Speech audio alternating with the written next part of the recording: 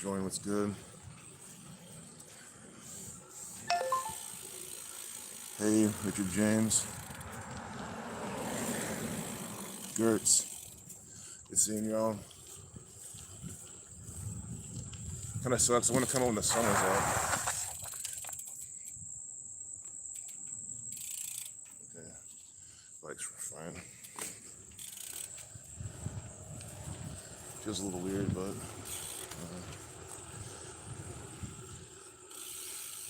loud and clear, nice. Good day, Cuts. Good day, Nathan. Angel Z. And Jeremiah Gabbard.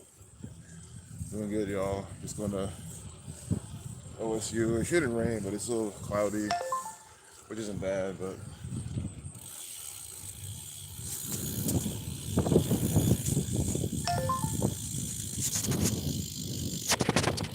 oh my god, dude.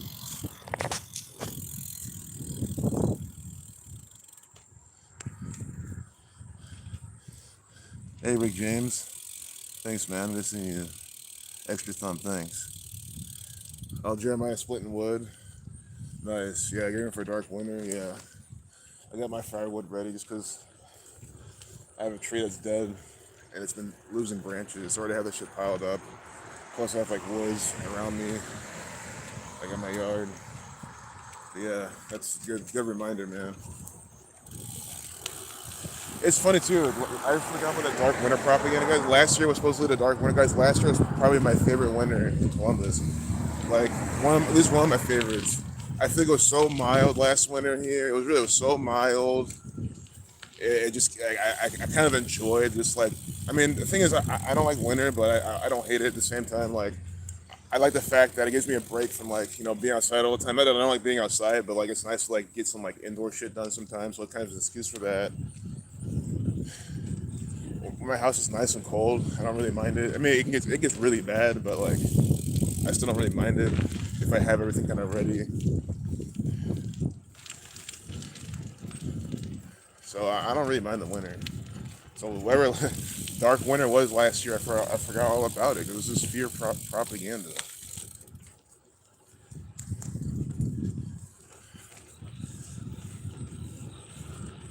And then we have,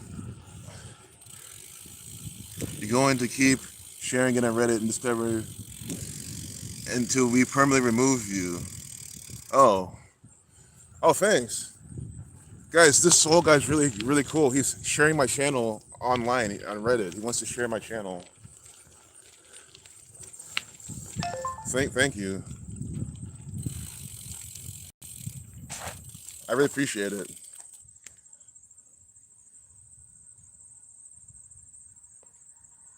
And then we got the trolls here already. Okay.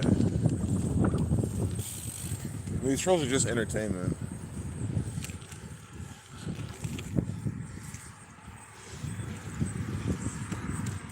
As long as they don't spam, I don't really care. I mean, that's really when they say it so much where it kind of gets spammy. Then it's like, okay, now you guys gotta get heated. Because I can't read the fucking chat. That's the problem. Like it's like I functionally like I yeet because I can't fucking function with the trolls because they're talking too much.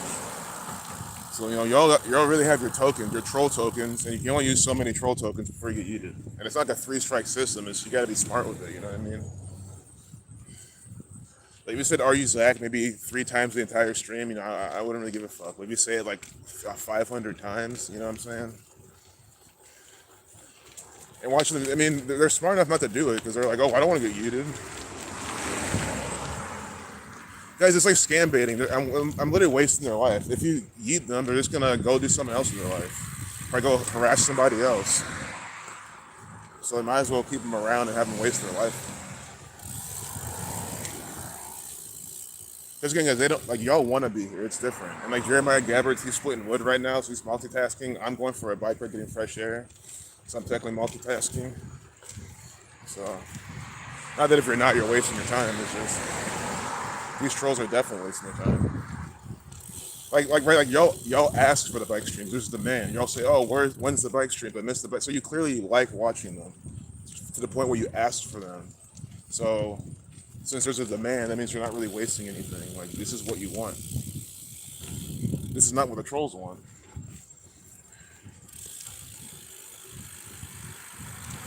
Wow, so we have like only trolls here? Holy fuck. You're just being exposed for what?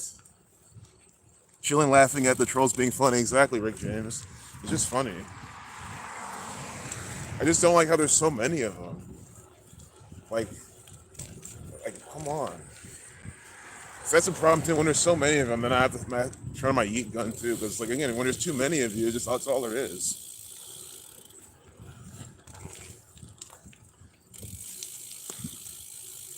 Yeah, what's up, Itachi? Good seeing your brother. They live on my nuts, exactly. It's so sad. Especially because I don't even like I don't put out content that often like I used to. So that's I don't understand. Like, and they're bringing me publicity though. I mean, they're gonna share my channel on Reddit, dude. That's awesome. Because what's gonna happen? Someone on Reddit's gonna come here and see a live bike stream of Columbus. I mean, guys, where else on YouTube can you see this consistently? Sure, the quality's not that good, but I'm documenting seeing high school kids running for a football practice probably. We got kids playing tennis. You can't. Maybe you could turn my camera, but I'm not trying not to fuck with my camera too much. You got the army over there, dude. Probably scheming some bullshit because it's the army. Probably ROTC or something. You know, guys, they get them in high school. This is pathetic. These are kids they scooped up this is a high school, I'm pretty sure. Look at these kids they scooped up. Look how early they're training them. These kids can't even smoke. They can't buy Juuls. Not that you should be smoking those, but they can't be buying Juuls. They can't drink alcohol.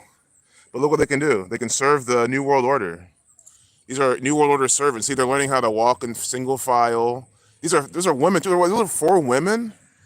Oh my God, they're taking their women. Oh my God, this is terrible. These are 4 young girls. 4 young girls being trained to be New World Order minions.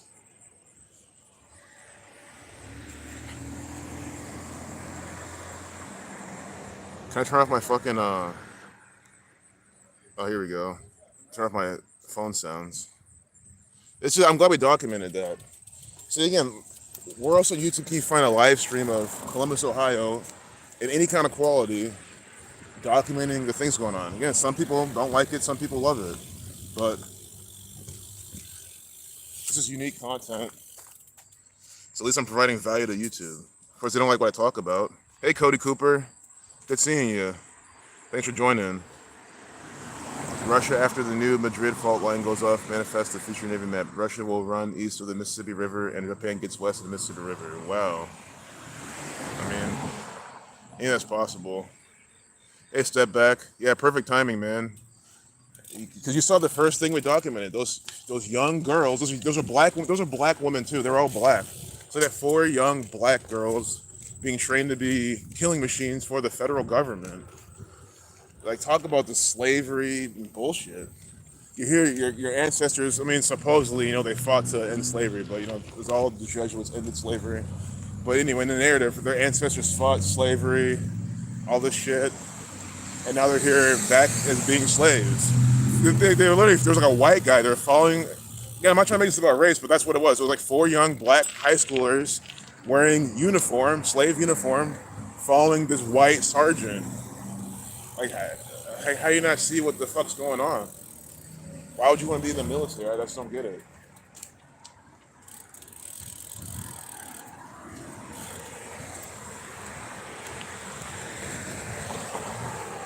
That should be a warning to all young women and men. Don't join the United States. Don't join any military. But if you have to join the military, don't join the United States military. I'm sure, guys, plenty of countries would love to have you in the military. So you just do that if you really have to. I mean, it's all run by the same corporation, but I mean, if I had to join the military, I wouldn't be here. I would move to Mexico and join theirs, or Canada and join theirs, or best thing, go to Japan and join theirs because I don't think they have one. So that'll be my loophole. I'll just whatever equivalent they have over there, I'll join that shit.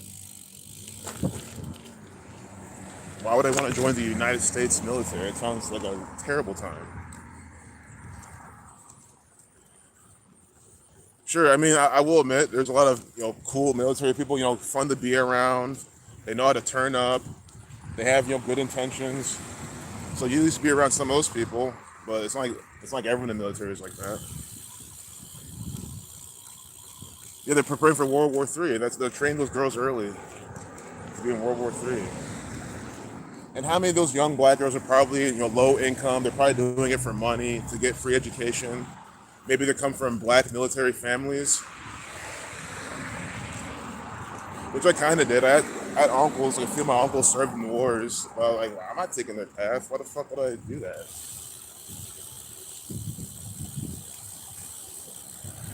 Because I just feel so guilty being a soldier and having someone thank me for my service. I feel like a fucking con man. Because I know that I'm not serving them at all. I'm not doing jack shit. See, it's the integrity in me that's why I can't do it either. Like, I just someone thank you for some shit you didn't do. I mean, I hate when that happens. I always try to let them know, hey, it's not me. I mean, I even do it on my channel. So, y'all thank me for what I'm doing and say I'm doing a good job. But at the end of the day, it's like was quoting the most obvious bullshit, and I'm just sitting there pointing it out. I mean, it really, really is what it is. I'm taking the time to do it. That's really it. But it takes no time to do it because it's the most obvious shit. I mean, we're about to go to OSU. That's founded in 1870, Society of Jesus 187. I mean, there's just no effort in seeing who's responsible and how they do it. Sure, of course, there's levels to everything. You can put in the effort and see deeper riddles, more complex things, easier ways to communicate this with people, or just to see what the fuck these people are doing.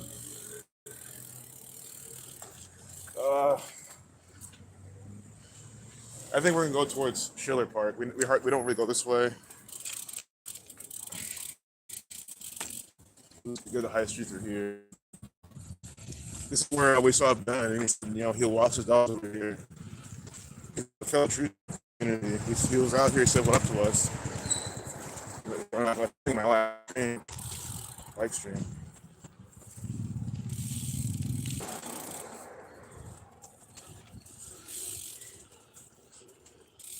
Hey, peace, Marco.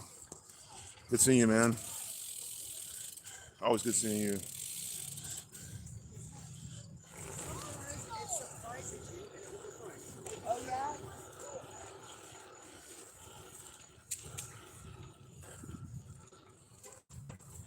All right, let's go.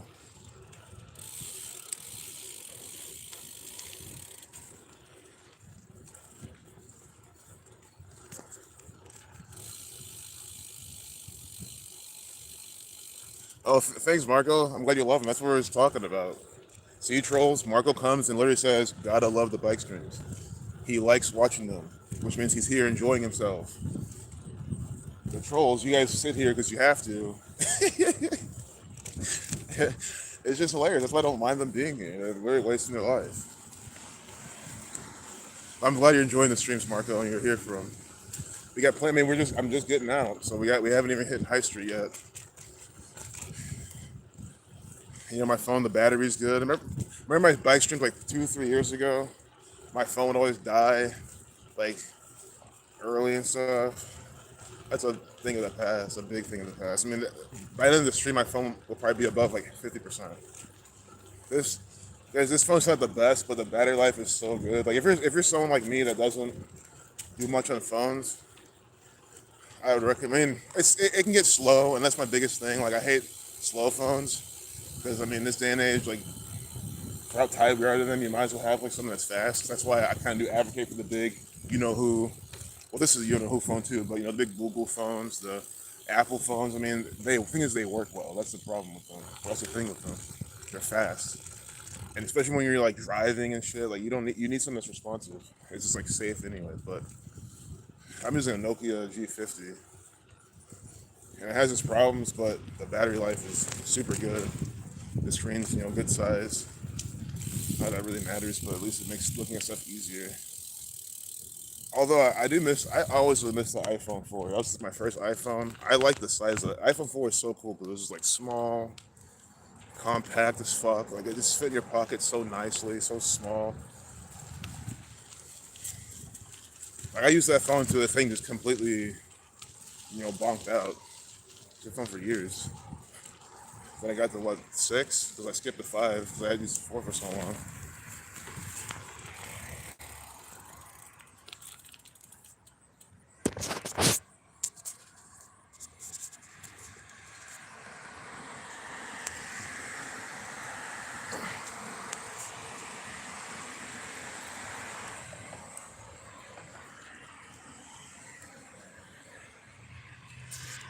Just repositioning my camera.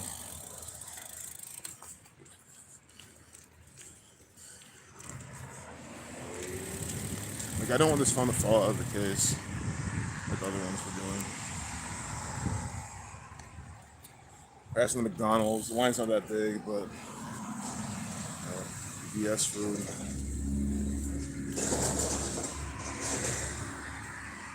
Earthquake, tsunami threat on YouTube. Yeah.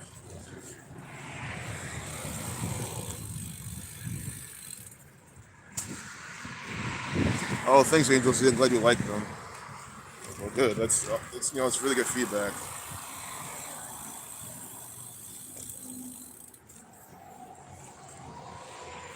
This might be the only one of the week I can do. At least I'm doing it.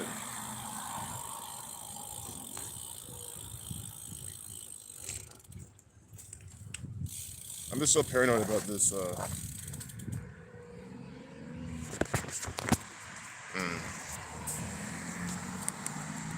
I did find a better clamp online. This thing that's meant for like helmets and shit. I don't know if it can fit on my tripod. It might be able to, but I have to get one of those. I bookmarked the site to figure out what it was again. But it's so like your phone just won't fall out of the holder at all. And then if I can really get that, I can go faster and like have that. Most people have noticed that they have noted that they don't mind the speed, but they like it kind of slower.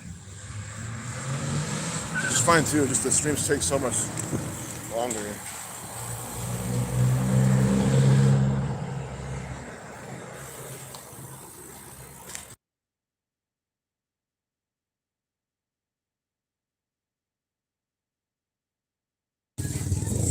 I almost got hit by somebody on Classic Ohio.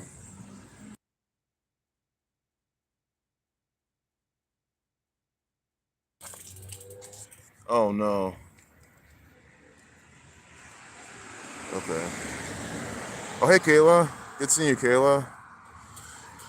Thanks for joining. Hope all's well with you in New Mexico.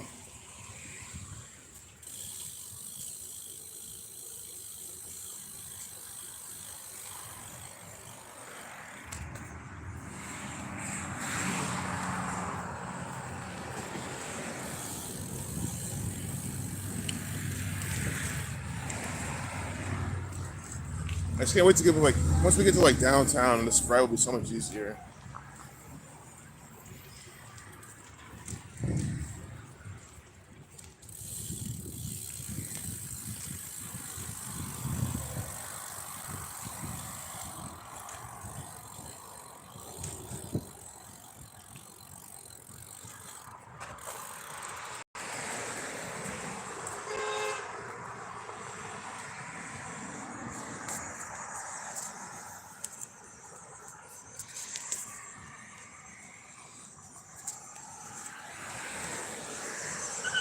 What a day in the market! Oh, I didn't even look at the market today. Did the S&P sell off a bunch, or did it go all the way up? I saw it the open. I kind of botched the trade on it because it was a SMA breakout at the open, but I didn't have much faith in it. So like I cut my winner too soon, but I don't even beat myself up anymore for doing that because one, you shouldn't beat yourself up for anything in trading. So always look at yourself with compassion too, and that's with anything in life. But two, I really have really improved on holding shit like as long as I need to. Like so to me it's like I really went going a few times. And I can attribute that to a few things. But anyway, yeah, I didn't see what happened in the market. I kind of hope it sold off. Because if it went up, that means it was like a nice green day. It would have been an easy day if I traded. But market barely positive today. Okay. Maybe there's maybe it like couldn't close high. Maybe it had a lot of swings. I don't know. Also Monday, I never like trading too much. Like on Mondays are always like my worst day. Like I just don't take Mondays too seriously. Not that that's the market doesn't. It has nothing to do with the market. It's just a mental thing. Like you take the whole weekend off. You're back on Monday. Like I don't know. I mean, in a sense, the market kind of does work itself out. You can look at it that way. It kind of establishes kind of maybe what it wants to do for the week, and then, but tomorrow I'll look at it a little bit more.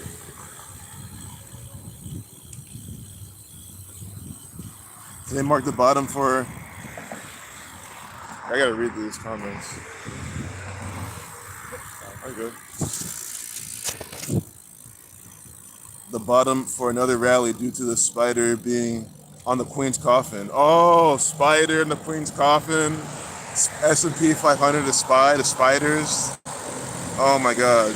You have Standard & Poor's. So if anyone doesn't know, Brahman's letting you know Standard & Poor's depository receipts known as spiders or SPDRs. Today there was a spider at the Queen's funeral on her coffin. The spider was a signal for a rally, in your opinion, just another symbolism. Man, that's a good catch. Damn, dude. That's awesome. I'm glad that you saw that and you took action. Or at least you looked at it.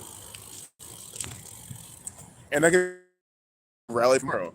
I mean, that's like I said. Like, the thing with trading is like I don't feel FOMO because like whatever happened today, the market's just gonna play off that tomorrow. So it just set up some shit for tomorrow. I can like push bias. What do you think that means? That you can literally set your alert for the break of pre-market high or the break of high a day, and then you know it's probably gonna break that shit and go higher at like 11, maybe noon or 1 or something like that. So just knowing that the market might have a good day tomorrow. I mean, it might not. I'd look at the chart. Maybe today was the only day it rallied, and they just sell off tomorrow. But hey, Carlos. Oh, good seeing you, man. We're just talking about the market and how Brahman saw how there was a spider on the Queen's coffin. So the S&P 500, the spiders, go up. They rally. Oh my God. The market is just so fucking rigged. It blows my mind how fucking rigged that shit is. Like, because it's already rigged. Like everybody knows the market's rigged. Like even the most sheepish person. Like I mean, if you don't think the market's rigged, you're just wrong. Because literally it has to be rigged. That's how the big banks make their money. It has to be rigged. So we already know it's rigged. But then they do shit like this. It's just like, oh my God, man. People are so stupid.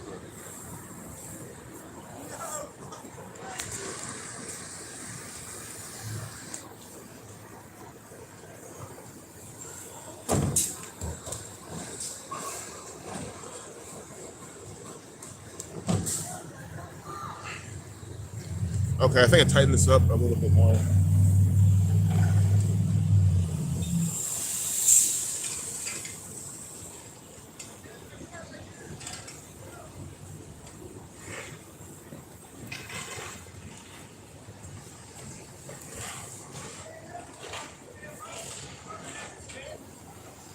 Also, the small cap market, there was something that was up 300% this morning. So you could also have meant that too.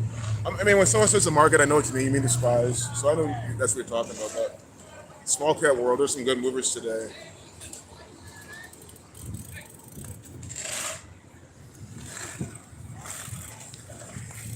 But yeah, I've been like, because I've been just trading my options. I've been day trading options, working on my consistency, my discipline, and I've had some pretty good. Like I'm in, the past few days have been pretty good. Even technically today, because I was green today, just not by nearly as much as I could have been. But like, I'm trying to get so many green days in a row. You know what I mean? Like, just keep that up. And I just do it by taking. I don't overtrade. I take good trades. Like I just trade the open. Really, I want to trade more because it's just literally like. I trade to open a good green, and I'd rather do other shit for the day. Like I'd rather clean the crib, work, like stuff like that. So I'm always like, I had a green trade, and there's nothing wrong with just trading the open. To be honest, only thing is that when I start trading small caps again, I'm trying to open another small caps and SPY. But like, I mean, I know how to trade it other times a day, and I've done it. It's just me to open. I like to open because sure it can be choppy, and there's sometimes I've avoided to open, especially on the SPY. Like they fuck you hard in the open if you're not right. But there's just some really easy like classic setups, and they happen at the open all the time. Like again, the SMA breaks and bounces and breakouts, VWAP bounces and breakouts. dip and rip the pre-market high, and then like double bottoms, higher low off pre-market support, like all those type of things. And plus, since you know the at the open shit doesn't go up that high usually, buying a put, other things have done their pop, and then you make some decent money too. Because I think puts can make you more money, man. Like because when the stock drops, that shit changes price pretty good.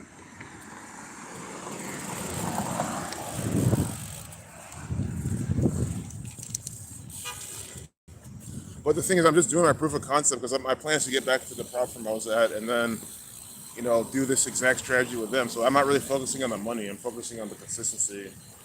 But not, I don't like to cut my winners too soon. And again, today was my first time doing that in a long time. And that's why I feel good. Like I did it, but I haven't done it in a long ass time.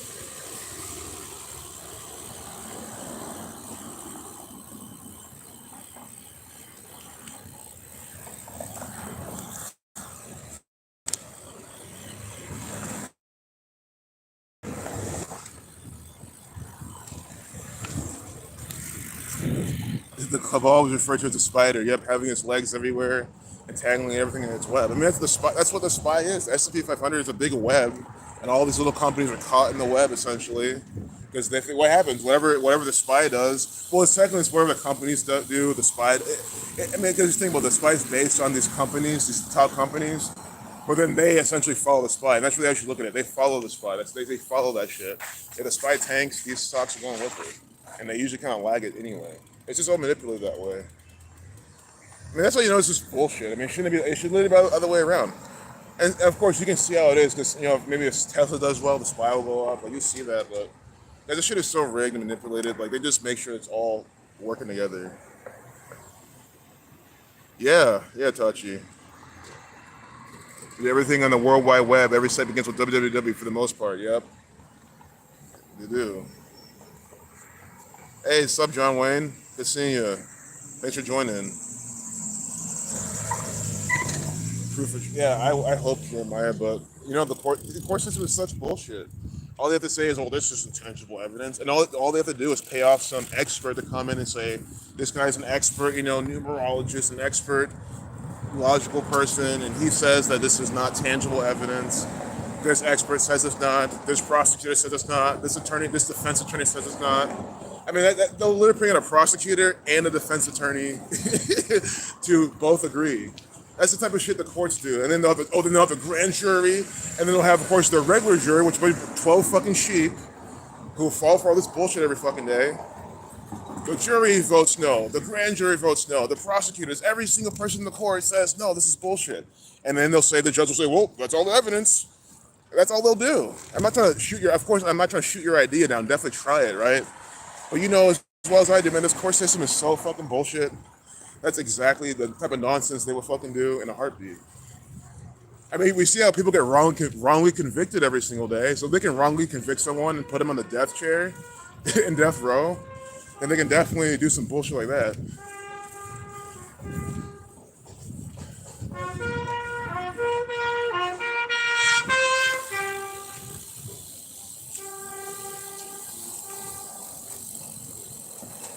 Yeah, I definitely know, man. It's just frustrating, man. I'm speaking out of frustration because it's you would think, right? Gamacho should hold up in the court of law because it fucking should. Of course it should. But it's just so annoying. Market rallies into November earnings, then come December starts a downtrend. Yeah, that's how I like to do it. Oh yeah, November earnings is gonna be a fun time. I'm gonna definitely do some day trades. Oh my god, I'm probably gonna make some dough. I'm just gonna say. I mean, first, anything can happen. I could lose, but I mean, if you're on the right side of the trend, you're on the right side of the trend. Something has its earnings, it starts to pump up. You buy the first dip, that shit's getting bought up. I just love buying dips. That's like my fucking thing. Dips and breakouts. The thing with options. So what I like about day trading options is that you can go really small. So you're not risking money like that. You're working on your consistency. Because when you have a small account and then your size is too big, that's where the emotions, the bad decisions come in.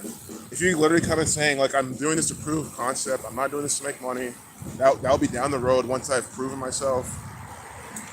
Although I know how to trade, This is my first year trading options consistently, right? Like you gotta start with anything. You gotta start small and like prove yourself and scale up.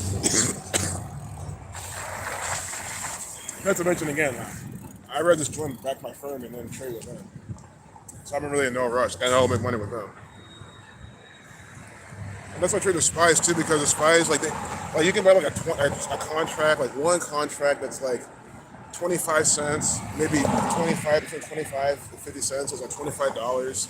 So that literally means that if you can botch the entire trade, the whole thing goes to zero, you lose 25. That's your max loss. If you buy a call that's $25 and it goes to zero, which that'll never happen because, well, I don't see that, but it should never happen.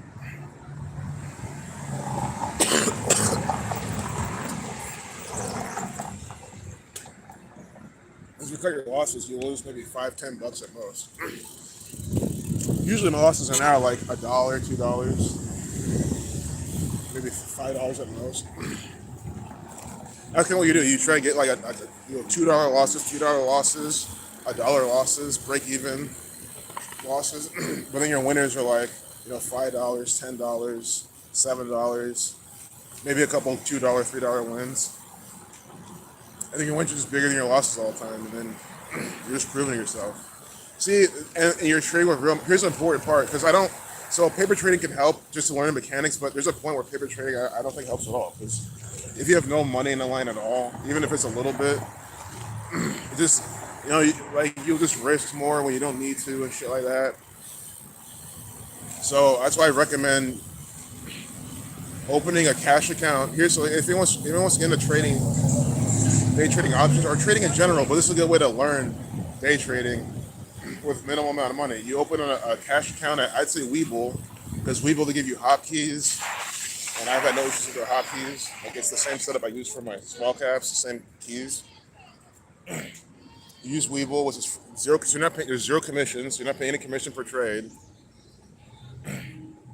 and you have hotkeys, and you have a cash account with them, which means with a cash account you can take as many trades as you want until you spend your whole cash balance. But if you're being really disciplined, taking like one trade a day, 2 trades a day, you're not even gonna like. I have like a $200 account there, maybe a little bit like $220, $215 or something like that, between $200 and $250. I'm kind of going back and forth between that, testing my strategy out, and like I still haven't blown up. I consider myself blowing up once I get under $200. I have not done under $200 yet. Yeah, I might lose some, but I'll have a bunch of wins. Hey, Sebastian, good seeing you, man. It's good, brother. But yeah, so if anyone's taking notes, that's what you do. Step 1, you open an account with Webull. You make sure it's a cash account. You have to go to option with a cash account. Put between, I say, $250 and $500 in. You can literally do it with you can do it with $50, honestly. I'm not even kidding. Because with $50, you can get like a 25-cent contract or below, and you can have like a couple trades on that. Because once you trade that twice, then you've hit like your, you've hit your account value, so you can't take another one. I mean, you could take like one more, a couple more. They might let you, but you can do this as low as like $50. Your strategy, if you're brand new, because you gotta at least know that works. Like I know my strategy works, so there's a point where you get beyond that. And again, you guys can trade the same strategy as me. I don't hide my strategy from anybody. I want the whole world to trade it. I'm not afraid. Oh, they'll catch on. No, they're not. Things have been bouncing off EMAs, SMAs, VWAP for years now, since the dawn of man. Again, eBay works the same shit. eBay works the same fucking way. They just don't chart it out for you. But if you're watching shit on eBay and pay attention to the prices, it's the same. Every market moves essentially the same. If it's some local village, they're selling fish and beans and all sorts of shit, the market works the same fucking way there too. So, I mean, it's really not rocket science. It's just getting past the mental crap that plays on you. And that's why I do advocate trading with a large account, so you don't succumb to that shit. But practice and prove yourself on a small account without the goal of making money. Your goal is to have a lot of wins, a few losses, or at least a lot of good-sized wins, because you can have a few wins If your strategy gives you risk reward that's really high, because mentally speaking, you want something that gives you kind of high accuracy because it's good for your mental. Cincoid has a warrant for your arrest out now, and it's in another county, but he also gave your sheriff a copy of Zach's book, and they refused to arrest you for the other county. Nice, they know. Nice, dude. I'm glad that helped you. Oh, thanks, Sebastian. I appreciate you, man. Well, thanks for watching. I'm glad you like to watch. And yeah, Adam's channel is awesome. He's in England now too, which is pretty cool. I saw him in England with his mom. Well, technically his mom is in England, so she's his mom. Mom's an American thing, but his mom, his dog. That's the least we saw on screen. So it's pretty cool to see. I'm glad he finally was able to go back there. That's pretty cool. I kind of was afraid he was stuck in Mexico too. That's what he said. He said he might be in Mexico forever. At least that's not true now. But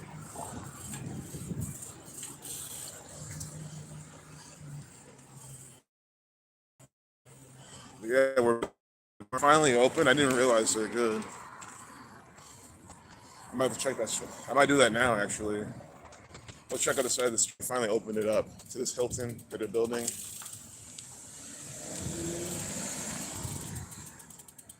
Let's check the side of the street out. Over here is what the. Let's see what this over here is. This is a convention center. Like this isn't new. What's new is that Hilton right over there. I think are they soft opening it? That's crazy. They're pretty much done with that. They've been building it all summer. Well, I mean, they've started before the summer. They're working on the front of it all summer. For all I know, it could have been open this entire time, but they just weren't. The front was just. Well, this is some 108th annual conference of geometry number, ICMA. Achieving excellence together. This is by the numbers. I don't know what this is. Look, Jesuit 42. This address is 402. I don't know what street this is on. I mean, it's on High Street, but maybe that's it. 402 High Street. I don't know if you know, maybe there's some adjacent streets there instead of this. That's what I meant. You can assume it's High Street. I mean, or whatever street this is, because this is technically, whatever around here is not High Street. Maybe they can Hilton Avenue, who knows what they called it. Hyatt's over there. You know, two Hyatt, Hilton's run by the Jesuits. They run this whole fucking city. Make that abundantly clear. I mean, you see how much OSU has influence in this city, and you see how OSU is run by the Jesuit order. I mean, that should already tell you who runs Columbus. And then we see how Mike DeWine's an actor, born by the fucking numbers, his birthday. So that means the State House is run by the Columbus. I mean, it just deductive reason shows you they run the whole city. Which means they run Nationwide Arena. Nationwide is on your side. They use Peyton Manning to promote their bullshit. So, you know, they run Nationwide, right? Just do some deductive reasoning. You see they run all this shit. They obviously run OSU. They run Hilton, Paris Hilton. Sure, their family doesn't own this shit anymore. We're stuck here. I gotta go out of here. So they haven't opened all this yet. This is mostly they went. I thought this whole thing was open. You guys got fooled. FY, what is this? S Stories on High? I don't know what number that is. If that's an 8, that's pretty deceptive 8. I think it's just an S. It's 404, like 404 error. 404 not found. So they only use this for a ritual. You know, big kill number, shooting 44. Let's hope they do not use this building for a ritual. And you know they probably will. They probably already have it planned out in advance. We're great. See, stories in history equals 42. The address you saw back there was 402, but where great stories begin. See, stories at the Hilton. How many stories has Paris Hilton participated in? You know, this sex tape, this scandal, all scripted. They're telling you, it's all stories. They're just being lied to all day by the city of Columbus. That's what that painting is. The painting of, they have a painting of the city of Columbus saying where all stories begin. I mean, they're telling you the psyops. Think about all the stories, the Tariqa L. Coleman killing, the knife attack at OSU. You know, the fucking, what's his name? That one, the Pike County, massacre, George the Fourth. You know, did the attack on the Queen's birthday. I mean, sure, that might have been in Columbus, but again, Ohio's where all the stories happen too. Some kind of conference, yeah. I don't know. Well, all I know is the city of Columbus made a lot of money off the conference. It's all about for these people: money, control, BS. Don't talk.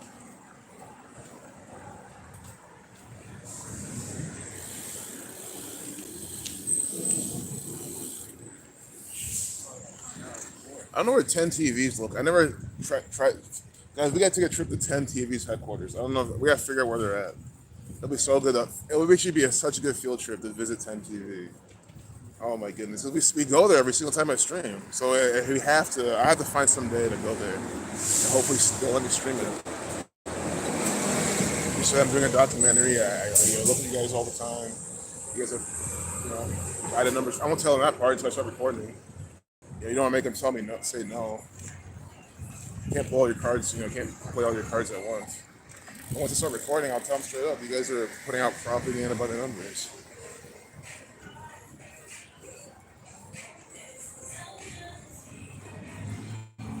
Yeah, I should print out some of the examples. When I'm going to in October. I'm just busy for the rest of this month. If not October, it'll be before, so it'll be like the last week of September. I just can't this week. I mean, I could just make it, but I mean, sure, I can maybe make the Discord and then y'all can start doing shit in there. I probably won't be active. Get Discord, it takes like 5 minutes. So yeah, I'll probably make the Discord today then. It'll be chill because this chill trades is chill trades is my. I mean, that was my old Twitter name before they banned me, but that's my trading education platform that I've been building. Which I technically have always been doing it. I haven't charged anything for it yet, but I have all my pictures. I have my blog, which I need to reinstate. I need to get that set up again. I think I can get my domain back. But that's maybe in October I do all that other stuff. At least I'll have the Discord up. And I want to just make it really easy. Have a chart and just have a video explain the chart. A loser will come and say, "Oh, this is hindsight." It's like, yeah, but I'm explaining shit that will happen again and again. Again, on my channel, by the time we saw the SPY bounce off the SMA, I said, look, this is gonna get rejected. It didn't bounce. It bounced the opposite way. It faded. It got rejected. So this is gonna get rejected by this 180 SMA, and then it's gonna try to consolidate around this pocket area. That's exactly what I said was gonna happen, and it's exactly what happened. So we're capable of seeing things live. And why do you think I can see them live? Because I looked at shit in hindsight. That's why I don't get the arguments. I studied the shit in hindsight, or saw it happen live at first, then studied a bunch of hindsight examples. You know what I mean? Because really, the setup always starts with seeing it first. My favorite setup, the 180 SMA short squeeze. At the way open, it bounces off the 180 SMA and squeezes the fuck out of the shorts. That's my favorite setup of all time. Because it's extremely easy, simple, low risk, high success rate, and it absolutely decimates shorts. You can make an absolute shit ton of money on it in a strong market. But and it was fun as hell to trade. But that started out me seeing that happen. I would trade. I was new. So guys, you might have heard of Ricky Gutierrez. He's I was watching him when he had 200,000 subscribers. Now he's over 1 million, so he's super popular now. I think he kind of always was popular though. He's a popular type of person. But that's his shit. I was in his trading program. He used the 180 SMA, and he'd talk about it all the time. And I was like, man, this is the best thing I learned from this dude. His channel's a bit more, I guess, beginner friendly for me. But man, his 180 SMA, that thing changed my fucking that's my favorite indicator to use. Besides the V, that's why I don't use those too. But and so I've always had that since the beginning of me trying to learn this shit. And I noticed when I brought the small caps, I noticed, damn, in a strong market, the market will just fucking open, and they'll just bounce right off that, and just squeeze, it'll bounce off that, and then think about it, it'll bounce off that, and then it'll go to the VWAP, because it's usually under the VWAP when that happens, and then you have a VWAP reclaim, so you're squeezing off the people who are having the VWAP as a stop, and of course all the bulls are going to be buying the VWAP reclaim, so you have that energy, and then it goes to a halt or something, and then it might resume the halt, bounce back off the VWAP and go higher. That's an ideal setup, and I've seen that many times, in hindsight and live. So that's why when I teach my things, keep that in mind. They're all setups that work a bunch. You can go back test them. You should back test everything you learn from anybody. You want to get your own success rates. You want to see like how often something works. Because guys, look, think how much confidence that gives you. Like if you knew like the 180 estimate bounce, that success rates I think are like 70-some% at least. In a strong market, it's around 80-90%. To be fair, I kind of want to retest all of this, get more accurate answers. The market changes, and the time of day matters the most too. Like my thing is 180 estimate bounces before 11 a.m. That's the key. And the earlier in the morning, the better. Like ideally, you want them the first 5 minutes. Because then, especially in the first 5 minutes, it can coincide with the 5 minute setup. The next 5 minute kind of making you high on top of all that. See, that's where the squeezes happen when all these setups. Because again, you have a bunch of people watching one setup, you have a bunch of people watching another setup, you have a bunch of people watching another setup. So when they all come together, you see what I'm saying? That's a ton of buying because that's shorts covering and bulls buying, and of course the market makers are just playing along because they wanted to go up to make their money. But yeah, this is why I got to create my because I can talk about trading all day and teach about it. Like I have no issue talking about this because it's one. The more you talk about it, the better you get yourself. So it makes me a better trader, and I like to help people with information like this. And I think more people need to know. Like day trading is not a mysterious thing. Again, I always say it's the emotions that get you the most. That's what it is. It's not the technical. That's the easy part. It really is. The hard part is the emotions, and which I said. That's why if you don't have a lot of money, like I would save up money to do it. Again, some people are different. There's people who can do it with a type, that they can use their last paycheck ever. They can use their rent money and just risk it and get lucky because the market's good and they trade discipline and they make money. It's possible. People do it.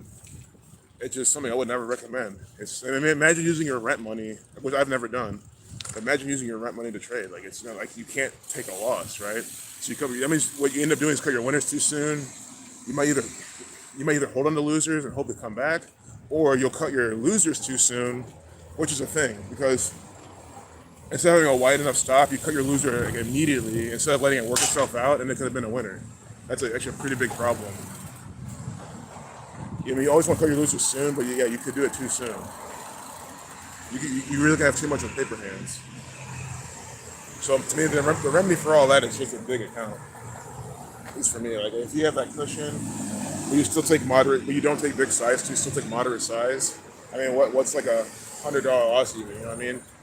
Like imagine a $200 loss in like a $25,000 account, $30,000 account, versus a $200 loss in like a $700 account. You know what I mean? It's a massive difference.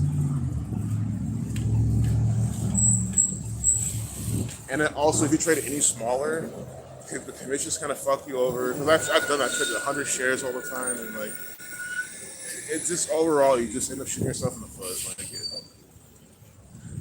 plus, you see all the people who like trade and do really well, they all started off with like a decent account. Like, even my friend who's like, he just kind of picked it up and just going short. He's not even into it as much as I am. But he had the account size, so he could just like do it and make some decent money. And he was living off it for some time. That's why I just noticed. That's why I urge people to just like. Again, I mean, you can trade options with a small account. It's like swing trade. I mean, again, it depends on what you want to do.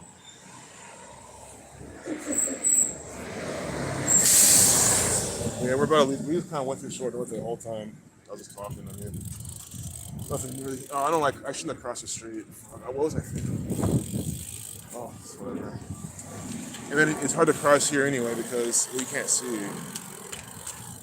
Let's go back over here. This BMW. I hope Itachi sees this Beamer right here. He's a Beamer fan. I'm not sure what kind that is, but Beamer's a Beamer. I'm sure they're all good.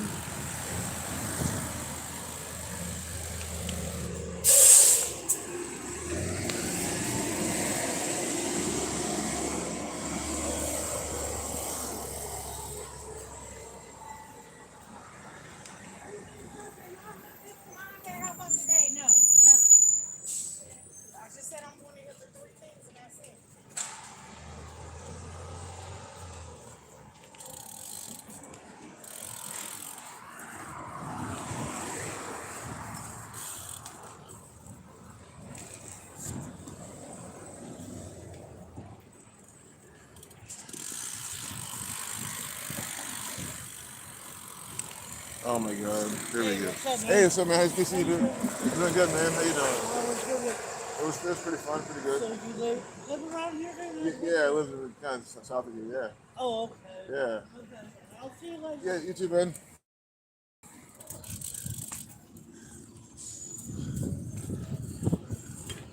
That's really cool.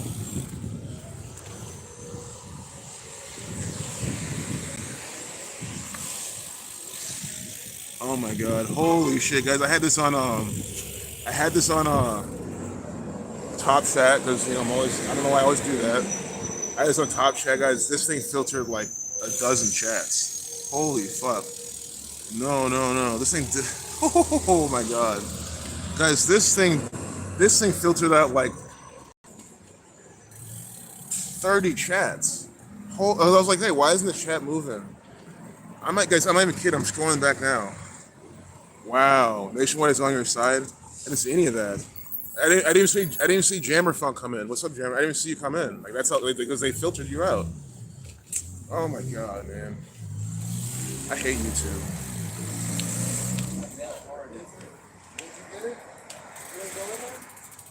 Yeah, I just missed so many things. It was good, Mike Gematria. Yeah,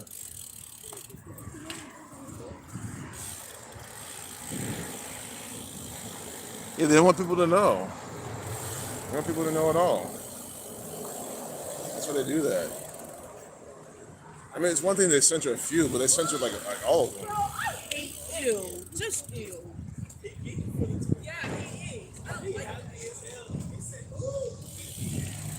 That's what the program do. So guys, I noticed, it was on the other side, but what they do is, so you seen like 1984, this is one of the screens, they have the government propaganda. They have this new Disney Plus show. They're telling you it's coming soon. So you see what I'm saying? The same gang runs AT&T. This is AT&T's thing. AT&T is this. Columbus, they run AT&T, and vice versa. It's all of the Jesuits. Amy Ty, Birthday Wish. But they'll show you some, maybe it's on the other side. But it should be on both sides. They want you to see it. They'll show you all our latest Disney Plus show.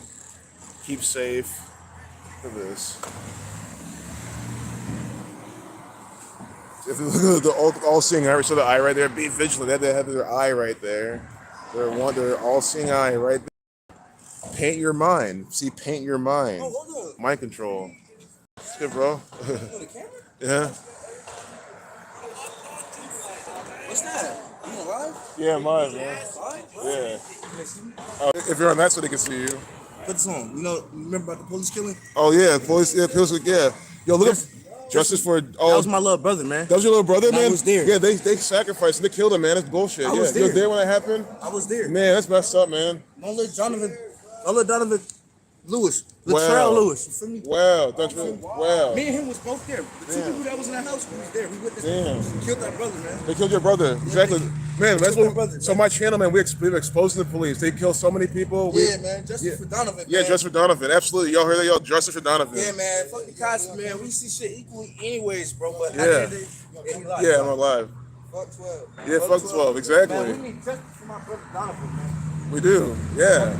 I wish there's more I could do, man, but I spread awareness, man. Let people know these people are killing people. Yeah. What's this on? Oh, YouTube. Yeah. That's on YouTube? Yeah. I be on Miami, folk. You know what I'm saying? I'm from Florida, all the way Daycon 305. 614. 614. You know what's up, What's the channel? Chigozi Truth. Shout out to Gozy Truth. Yeah, Chigozi Truth. We already know how Gozy Truth. Chigozi Truth, yeah. Gozy Truth. Shout out to him. Yeah. We need justice for my nigga Donovan. We do. It's still not over. It ain't Still not over. over. Still justice for my nigga, man. Never over. Never over. Never. No. Never going. Never. No. This for L. It is. God, bro, I miss my nigga every day. I miss my nigga That's the thing. every day, bro. Every day, bro. It just feels so bad. It's so messed up. These people are killing machines. They're a killing cult. And they get away with They it. do. Because it's all run by you know about the Jesuits, the Jesuit order, the Jesuits, the Catholic Church. They're the people who run the police. They run the city of Columbus. These people are killers, man. They're ritualistic. They love killing black people. They're shaming them all the time, man. It's sick. They call us, I don't know if number 40, you know Jackie Robinson wore number 42, right? You know why? Because they use gematria. Nigger equals 42. Ends the 14 letter, one before, you add that, you get 42. They put 42 on us, man. They schmuck us. 59 for slave. They call us 15 days. That's how they talk, man. They're so messed up. If you check out my channel or check out Gematria, man, look up Gematria on YouTube. You'll learn more about it, bro. But yeah, man. But really good seeing y'all, man. Take care. Yeah.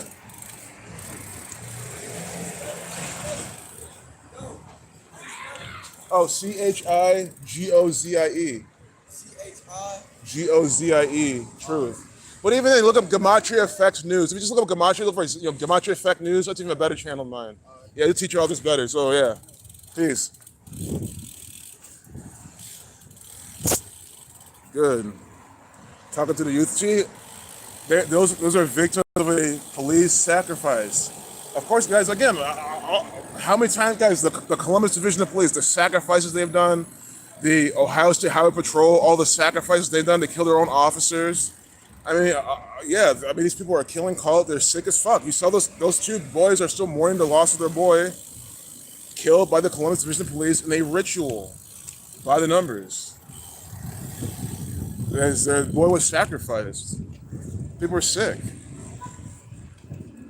So anyone new here, now I'm not just talking. I'm not just talking on my ass. There's the two guys who are aware that the police are a killing cult. They sacrifice people. They kill their boy. I mean, Riga L. Coleman sacrificed by the police on 18/7, the big homicide number. Ohio 187. Blamed on some black guy. No, she was sacrificed by the police.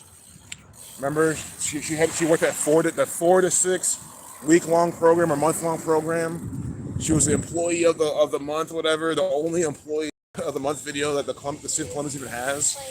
Come on, man. Yo, I mean, people need to wake the fuck up, man. These people are sick as fuck. They'll kill anybody and everyone for their fucking rituals. Yeah, fuck the 12. And think of it, I should have told them where's the 12 located on. That's guys, the 12. Their address is 102 Marconi Boulevard. 102 is just 12. Drop the zero numerology. The 12 on 102. Come on. People do everything by the numbers.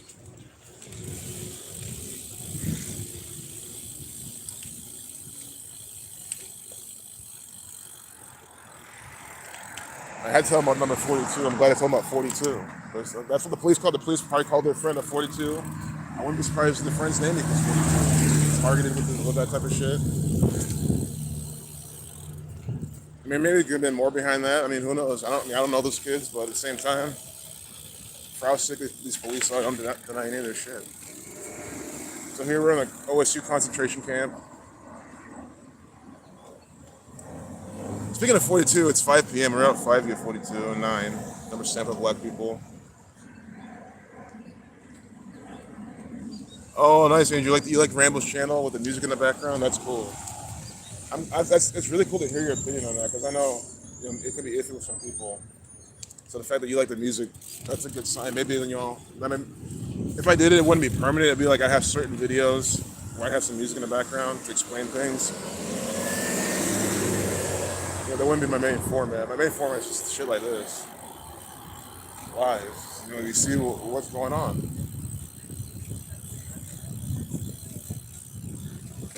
You're at Shot today. Oh, Schottenstein Center. Damn, man, you're really close to me. That's guys. So Shot is where they play the fake basketball. So OSU basketball team is another fake sport like the football, scripted rigged games, and it's where OSU plays the basketball. But they also have concerts there. Like I'm going to a concert there next month. They have concerts there and shit.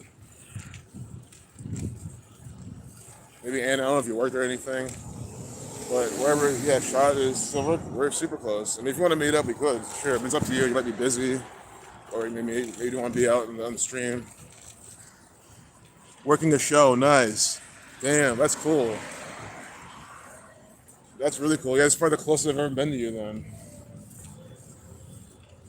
I'm literally like, guys, I'll be honest, I couldn't tell you exactly from where I'm at, where the Schottenstein Center is. But I can imagine it's kind of over there by the athletic shit, by the horseshoe, that direction. I could be completely wrong. That's the thing, guys, I bike here all the time, but I don't know where everything is.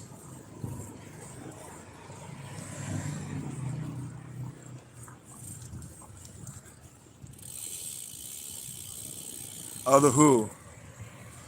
I've never seen them live before. I heard that they're good live. I know they run the Cabal, but I mean, the tickets are super cheap for a band like that. I'm like, damn, this is really cheap for a band like this. And also, they might not perform live anymore. They've already killed off half of them by the numbers. And I think they'll probably have some tribute to the past member of the band. I want to see what song they do. I always like to do that when they pay tribute to a dead artist. I like to see what song they fucking use.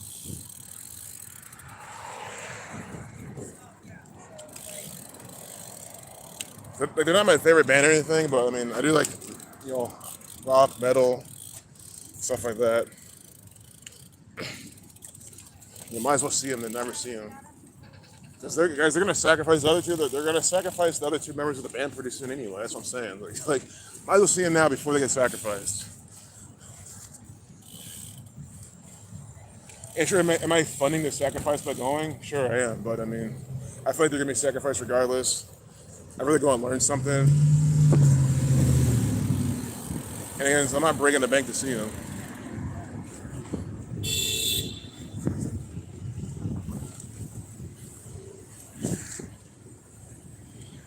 The Who, they play like metal, but not, I mean, by my definition, not really metal. It's more like classic, heavy rock, metal, stuff like that. When I think of metal, I think of like super heavy, but I'm not a picky stickler. I don't do that. I don't gatekeep metal. I don't gatekeep any kind of music. It's just, a personal definition.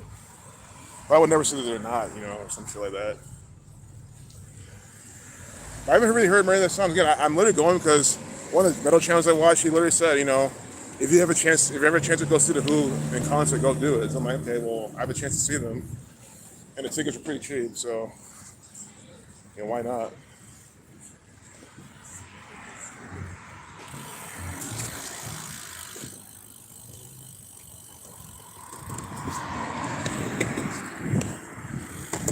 Ben Platt, west of me, okay. So yeah, I figured it was over there by like the horseshoe and shit.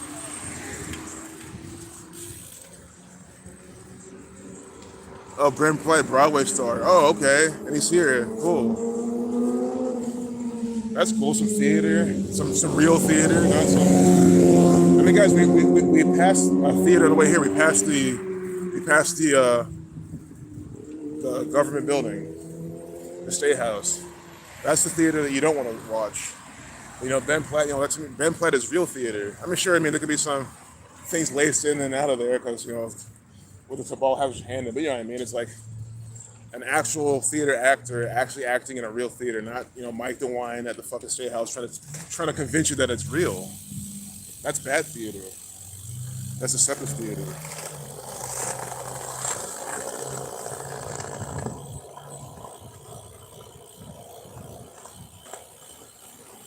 You think this week's FOMC will kick off a major rally? Good. I'm ready. I might trade the news. I mean, I don't have much to lose. Guys, you see, if you have a really small account where you don't care, or you have a really big account, then most just go. Like, I don't care if I trade this rally and take a decent hit. It will suck because I've been really consistent. But I mean, I can I can re-up my account. If I trade this meeting and I just get on the wrong side of the trade and it whips and my hotkey messes up and I lose $50, I mean, it's like I just put $50 back in and try again. I just keep it simple. Well, yeah, I mean, I'm definitely gonna be bullish this week. I mean, I'm always trying to, like, I always still like, I'm bull biased. I try to look at both sides, but I mean, to be honest, I'm always like bull biased with shit because again, these people love pumping shit up. When the stocks go higher, they make more money off it too. I mean, you guys, that's my entire point. Like the whole COVID bullshit should have proven why, if you have to pick one, again, you want to be agnostic. You want to always kind of be ambidextrous. You want to you want to be ready to short. You want to be ready to go long, ideally. But I mean, if you had to pick a bias, man, I think I'm always bull biased because like you saw what happened. The market was going down. COVID was happening. It was a big pandemic, unprecedented. They use that word all the time. It was like shit like that. And what happens when the market gets low enough? It just bounced all the way back up. And they were still saying, oh, this thing, that thing, and it kept going up and up and up and up and up to like make like new highs. It's like that should show you that you want to be bull biased. I mean, you saw what they fucking did. And again, you want to be until you can't, because there'll be a time where it does the complete opposite, very consistently. But that hasn't happened yet. You know, you kind of gotta react to what they're doing. If you're trying to predict shit and play reversals, you can do it on faster time frames, like a 5 minute setup or something, a 1 minute setup.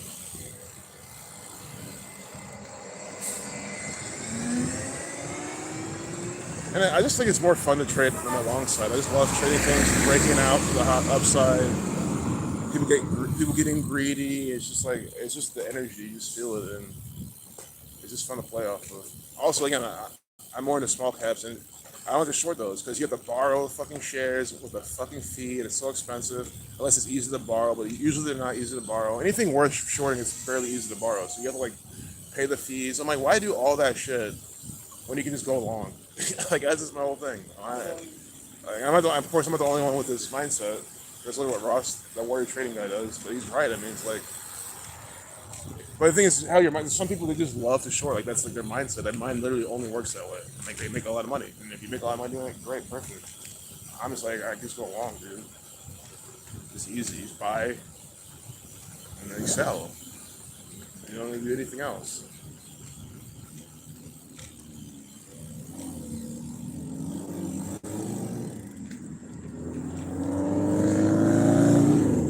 And that's why I like trading options. If I want to short, I just buy a put, and then bam, you don't have to worry about anything.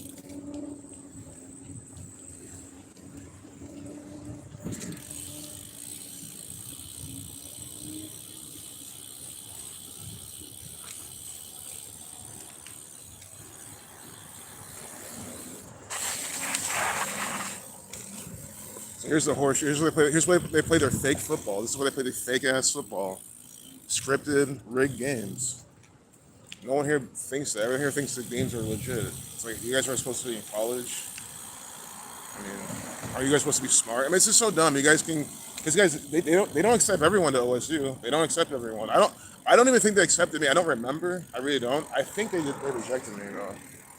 I mean, I'm glad they did because I'm glad I went to Dayton instead. But I mean, I could be wrong. I could be wrong. They could have accepted me. I feel like I remember they rejected me. So that's what I'm saying. Like they can't accept everyone here. So you have to be some kind of aptitude to get accepted here. So how do you have the aptitude to get accepted to this university, but you cannot see how these games are fucking fake? I mean, just watch one game. I mean, like, who falls for this shit? I don't understand. I don't get it. OSU Buckeyes is scripted football. It's fake as fuck. Is this called the horseshoe? I'm gonna call it. I keep forgetting their nickname. It's got the band out, hyping up all the fucking drunk sheep. Oh, football! It's a religion. See, it's like a religion. See, it's like It's a tribal, religious zealots banging their drums for the fake football. It's a religion here. It's a fucking religion. And I'm all for the music, but you have to understand this is religious mumbo jumbo. This is what religious mumbo jumbo looks like here. Odd gates, gate 5 tickets. Because I've never been here. Maybe one day I'll watch a game here. But again, someone would have to invite me. I'd have to get like free tickets or some shit like that. And I don't know how this is gonna happen. Like I don't work for anyone to give me free tickets here. I don't work for anyone in Columbus. So I don't get free tickets to shit in Columbus. I get free shit for Cincinnati, for Cleveland, but not for fucking here. Kind of ironic, but that's fine with me. It makes me explore Ohio some more. Look at what they're gonna tell you. Look to rip you off. That's kind of hand warmers for $5. That's a rip off, dude. The things cost like $1.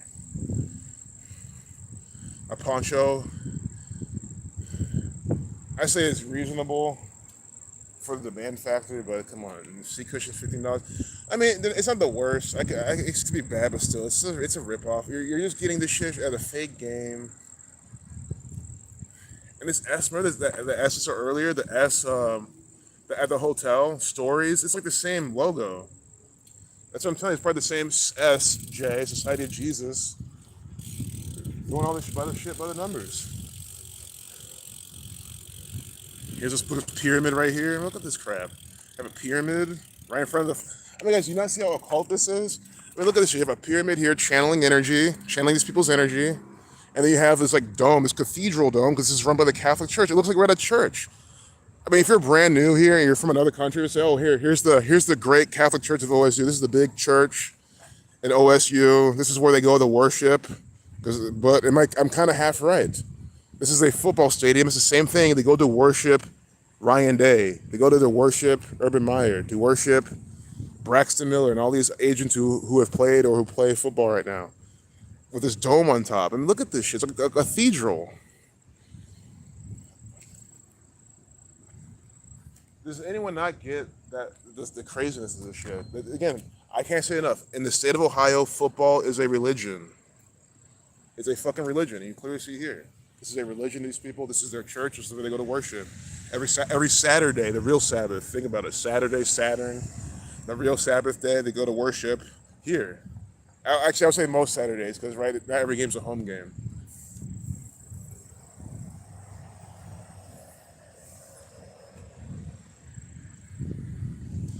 Yeah, exactly. Every play gets called back, flag after flag, holding after holding. It's just like this stuff is so stupid. Yep, these games can easily be predicted. They're so fraudulent. You have the rival Michigan, the big rival. Again, just you have Jesus and you have Satan, you have God, Satan duality, good versus evil. You have OSU versus Michigan. It's just God. Does anyone I see the diamonds in the ground here? Names of fucking people sacrificed. Let's see what it says on some of those diamonds. There's one right there too.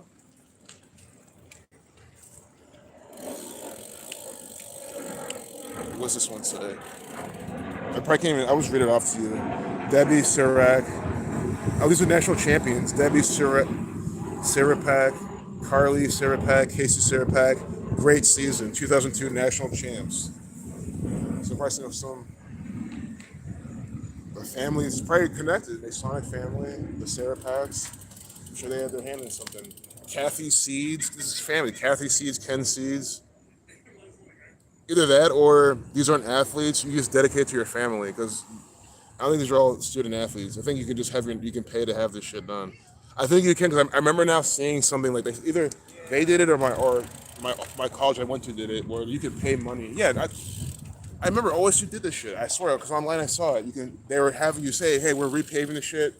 Give us money. You'll put your name in one of these stones." I remember this now. So you could pay money to have your name engraved in this shit. That's how they scam the fucking idiots. And why would you want because your ego's so bruised or something, like why do you have to have your name here? Maybe Buckeye fan till the end. I mean, is this something gonna be remembered by? A religious zealot to the end? See? WMF Cornelius Gramps, Buckeye fan till the end. October 12th, 2002. I mean, come on. That means that he never woke up. That means he spent his entire life being deceived by these fake ass college sports. That you're literally saying, I mean, not to assault the guy, but that's what it's saying. It's saying WMF Cornelius Gramps, a retarded moron who couldn't fucking see how fake this shit was until he fucking died. And might as well say that. Because I'm sorry, if you believe this shit is real and you like these fucking sports, that's exactly what they're saying about you. You have to be a retarded fucking moron to think this shit is legit. To the fucking end. Yeah, and they got a diamond shape too. There are fucking diamonds on the ground. It's like, come on, man. Diamond 33. Cable actually Al Capone 33. Yeah, give him bread. This is bread and circus at the stadium. It's a coliseum. It looks like a fucking coliseum. That's what I'm saying, guys. This school is such a joke. OSU is such a fucking joke. Like, it's funny. People will come because I remember my friends from Wisconsin visited here. They're like, they love seeing this. They're like, oh my god, this is awesome. OSU Buckeye Stadium.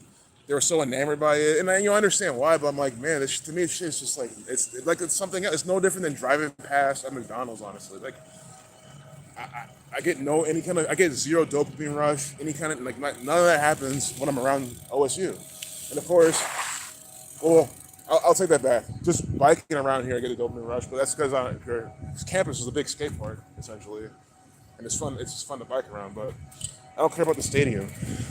30 here on the corner, right by the dumpsters too. 33, and the ends here. Sure, I think there's more, but 33 is like the last thing. So it goes from something to 33. Like, how you not see how this is by the gang, and then you come over to Buckeye Grove, like Bohemian Grove. They got the arches, Buckeye Grove.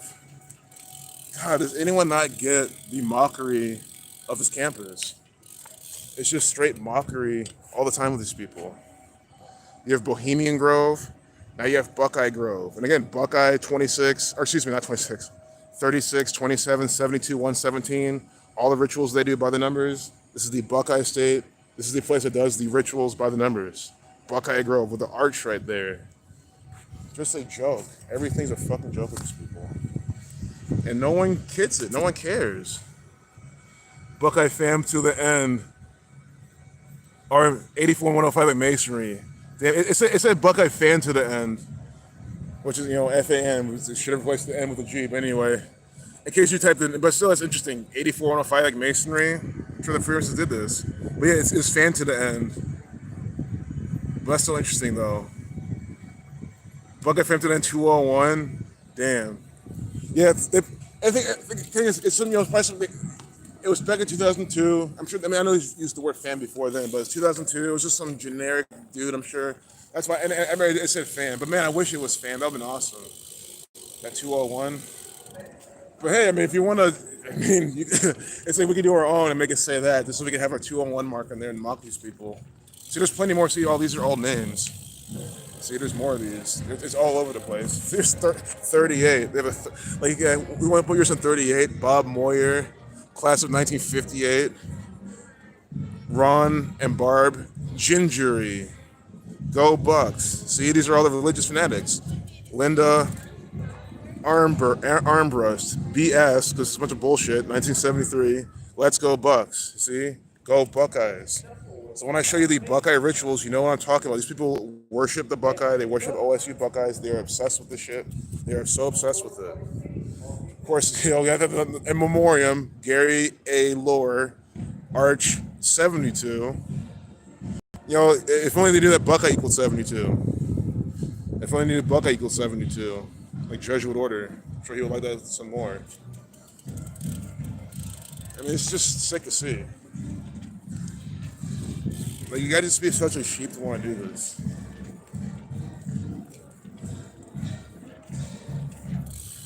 You know what I would actually do? I would do it and say that this stuff is fake. I would love to do that. I would like to have one with my name on it and say the OSU Buckeyes is a fraudulent team. The games are rigged. That's what I want that to say. If they don't, I'll pay them top dollar to put that on there and a big diamond for everyone to fucking see. That, to me, that's worth the money. But you know what they'll do? Oh, this is for the integrity of our school. We can't do this. And guys, this is a multi-billion-dollar corporation. There's no way I can have enough money to make them want to do that.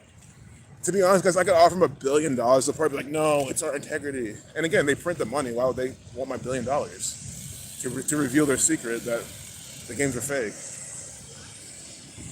But yes, guys, we are on the campus of a multi-billion-dollar for-profit corporation. I don't care if it's state-run school. That's even more proof. It's run by the United States federal government, which is a corporation. It's run by the Jesuit order. And it proves it even further. So,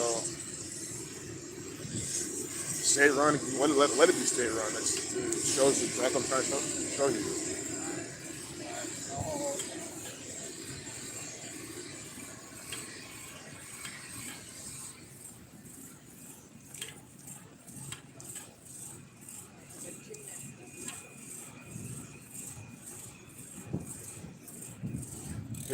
We're on Annie and John Glenn Avenue. They named the avenue after some actor. John Glenn was an actor for the Freemasons. He's a Freemason himself. See? Sacrificed by the numbers in Columbus, Ohio. A fake astronaut. Didn't go to space at all, didn't do anything. Annie, and they're both killed by the numbers. Catholic 35. 305. That's Miami's area code too. Interesting. I don't know if there's a link there or not. It's the Physical Activity and Educational Services. Okay. Physical activity. What makes it? That's where the horseshoe is. I think the Sean sign is around here somewhere. If that place is not called the Horseshoe, then forgive me. I don't know why I feel like it's again. I don't care about its nickname. I absolutely despise that stadium. I give zero fucks about it. Like there was a time I kept forgetting that I was even here. Like I got with bike past it at the point, and my brain didn't even register that's where they played because I didn't even care. I was like, okay, it's another big useless building.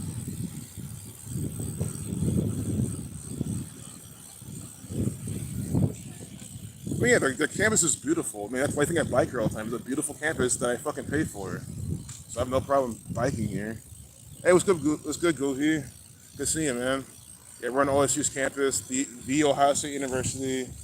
We just went past the stadium, saw some fraudulent activity over there, which is everything around there. So we saw Buckeye Grove. Now I don't know what this is, but we're still in that athletic kind of area. But it's like kind of between there and the medical center. See, this is the psychology buildings right here, 1835 Neal Avenue, the psychology building. That's what it's called, psychology building. Which honestly, I commend them for that. Not some weird ass name, not some building named after some Freemason or some shit. Just call it for what it is. Good, I'm all for that. You don't see that much in colleges anymore because again, they'll rather sell the naming rights to somebody, make some money off of them. It just blows my mind, like how these colleges like scam you. Oh, donate to us. You are alma mater. They'll write to you, have you donate to them. It's like, bitch, you're selling fucking diamond spaces. Like you're literally selling cornerstones, cobblestone spaces for people to put their name on to worship your fake fucking football. You sell naming rights to your buildings and shit. Why? Yeah, my tax dollars are the donation. I already donate to the school every single day. My property taxes and shit all gets donated to this fucking school. It's a state-run school, so I already donate to them. And maybe I don't even know if they can ask for donations. I don't know how it even works. I don't know if public universities even do that. I mean, I don't see why they wouldn't. A bunch of idiots will donate anyway. They know people are stupid enough to do it. I just don't know if it's legal. But it probably is. Like I don't know. I'm just thinking. I don't know. Maybe you have to look that up. I mean, I don't say why it wouldn't be legal, but maybe just to make you think, oh, because our tax dollars are enough. Yeah. Okay. Michael says when he was younger, you always ate like 5 to 6 p.m. the latest. Thanksgiving when grandma would cook no later than 3 p.m. That's what's up, man. I guess I should be.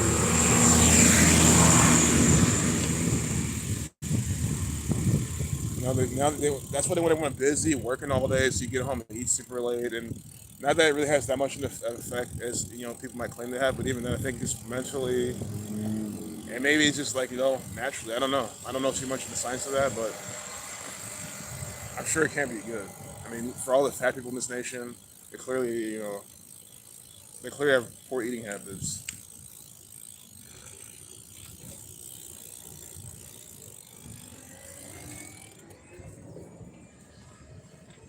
So we're going to, what's it called? Mirror Lake, I think is what they call it. Eatery, which I've never been here, but I've passed it a bunch. Like, I've never been to really one of these buildings often, if at all. I just usually stick to the outside. And not that I don't want to, I just have no business in them.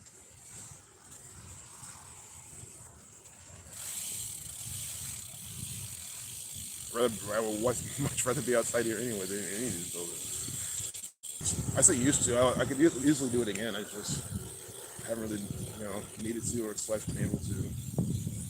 But there's some books I'm trying to finish. Again, this is when I study trading super hard. This is where I'll come. I'll come here, my charts, my laptop, my books, and study hard.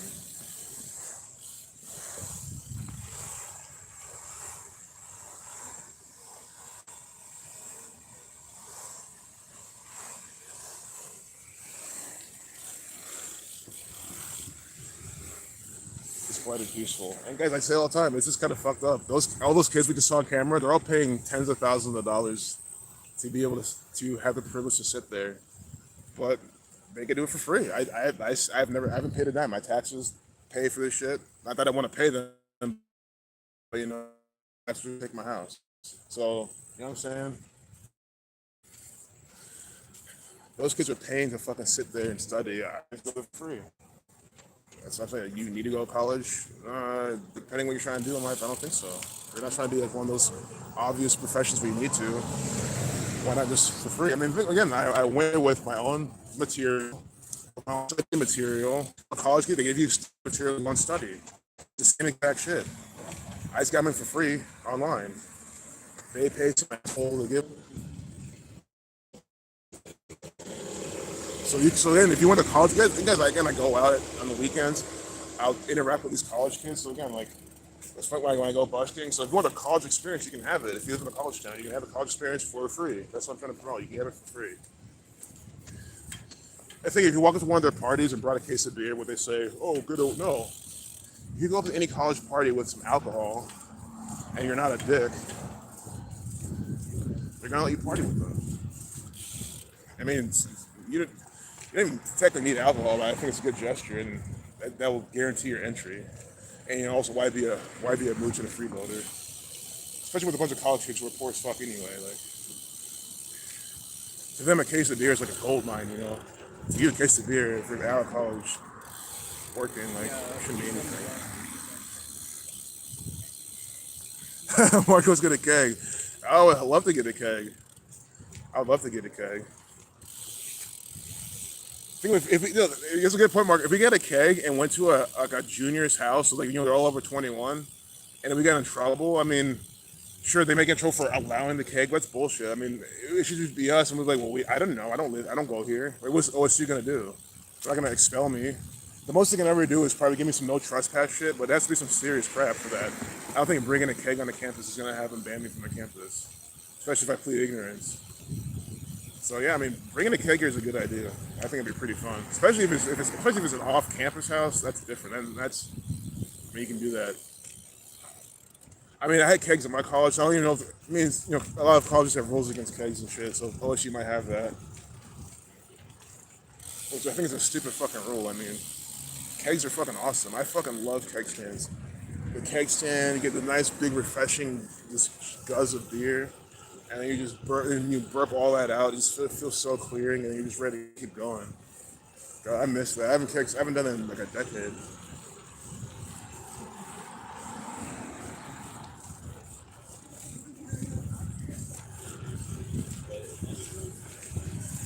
Yeah, guys, this is the college experience for free. That's what I'm promoting. I don't pay a dime, and I get to go here. I'm here, guys. I'm here more than some students will be here. You think about it. Especially if I keep coming here day after day for years. I'll end up being on this campus more than some students have their whole fucking 4 years. Especially if they lived off campus, or if they didn't go out much or something, or if they only did like a couple semesters here. So I've been coming here since like 2017. Sure, not every day, but since 2018, I've been coming here every day in like the summer and shit, in spring, every weekday at least. And it's nice. The weather feels good. The trees are good. People are fun to look at. Cool to see these young kids. This is our nation's future, right? Which, you know, makes me kind of cringe, because not that I even like to use that word, but I think it's appropriate for these kids. Because come on, I mean, these people are on that whole, you know, super progressive shit that they're promoting, and this is what these kids are into, stuff like that. It's like, okay, well, you know, we're fucking doomed. They're the ones all wearing their face diapers, complying like fucking sheep. I mean, you're not gonna pass for me. They already done their damage. I know what they're about. But again, I'm not also gonna judge. I'm sure there's a lot of good people here. They just need to be talked to with respect, as always. You know, showing that there's more than just going to OSU being a sheep, being a drone for your government. Because this is a government-run institution by definition. It's a public land-grant university, which means it's run by the federal government, which is run by the Society of Jesus. That's how you know it's run by the cabal.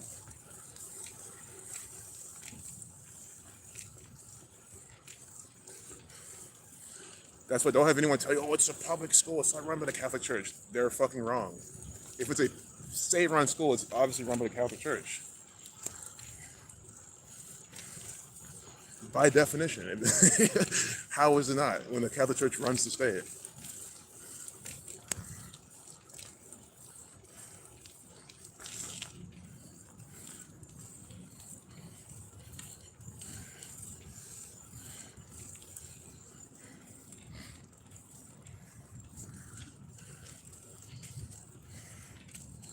The Buckeyes. Oh my god, it's just such a joke, man. They're so proud of being a Buckeye. It's like, do you not get the numbers behind that? Do you not know the Buckeye? You can be proud all you want, but you better know the riddles used with your numbers. You better know the 27, 72, 117, 36. Repeating pattern they do every single fucking day. And then maybe you want to reconsider if you want to call yourself that. Because with the magic they use with shit, what if there's some kind of sinister magic imbued in that? What if you don't want to call yourself a fucking Buckeye? Which, think about it, I'm not about identity. Again, they want you to be, identify as this. I guess, fuck all that. You're you and your soul, right? That's you. You're like you as you are, as you be, your entity, that's you. That's all there is. You're not this, you're not that. So they want you to tie your identity. Oh, I'm a doctor, I'm a this. No, you're none of that shit. That's just what you do. I get how mentally that could help some people, but I mean, in reality, again, you're none of that stuff. You gotta just drop all that shit. That's my whole thing. It's like corny, but that's kind of what it is. Like, I'm not a Buckeye. I just don't get this identity stuff. Like, to me, it's just like it's just kind of it plays off like people's low self-esteem or low self-worth. You gotta like kind of identify with this or that. That's why I think it's not ultimately healthy. And if you're trying to really transcend spiritually, that's definitely. I mean, if you're trying to grow spiritually, I can't imagine that's shit you want to do. And that even includes identifying as spiritual, right? You shouldn't even go, I'm so spiritual, I'm spiritual. Like, that's the same shit. You're trying to identify as something, oh, I'm a spiritual person, everything revolves around that. You can be spiritual as fuck and keep growing without having to, identify as that. That's what I'm trying to say. It's the same, to me, it's just poison for the mind. It's poison for the ego, it's poison for the soul. How are you supposed to transcend if that's, if you're playing identity? That's why they want everyone to identify as this, identify as a furry, identify as this, my genders, my pronouns. They want you to focus on that shit because that's, like, you're not gonna ascend spiritually that way. It makes a lot of sense to me is why they promote shit like that. And that's why a lot of that stuff has a lot of spiritually, devoid people and ideologies. Again, if that helps your mental health and that's what you got to do, don't let me tell you how to live your life, but I just think it's an approach that helps some people. Like me, that's why I don't really call myself a musician. They make it easy for people. Sure, I'm not telling someone that. Like, if I tell someone I'm a musician, I just tell them that because it's like, it makes sense. But no, I don't, it's just an extension to me. It's just me. I just, use music as a way to do something, you know what I mean? It's like an energy. It's just like it's like Goku. Goku doesn't say, oh, I'm a Kamehameha wave. He doesn't say that. He's him, and that's what he does, you know what I mean? He doesn't identify himself with his powers. That's what I'm trying to say.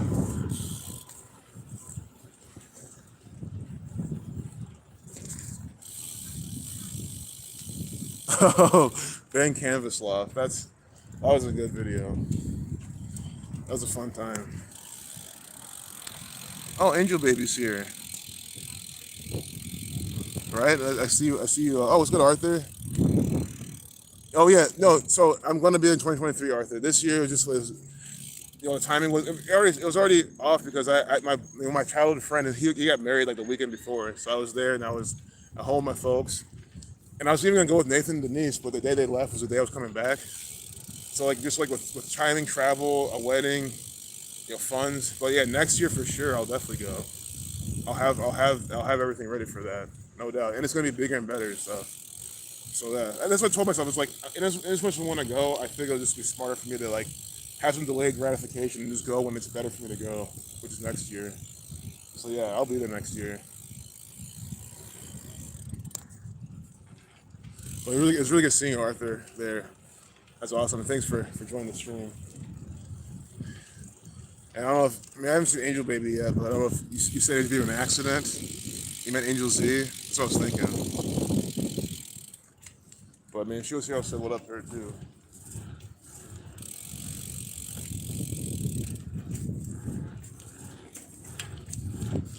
But I think it's time to head back because I can get stuck on this campus. I can sit here all day and keep talking, but I need to head back anyway. See, it really is a trap. Like we've been here for at least almost 20 minutes. Because it's so easy to spend hours here, so I try not to, honestly. It's easy to get carried away on this campus. We've people watching up. We've talked about enough stuff.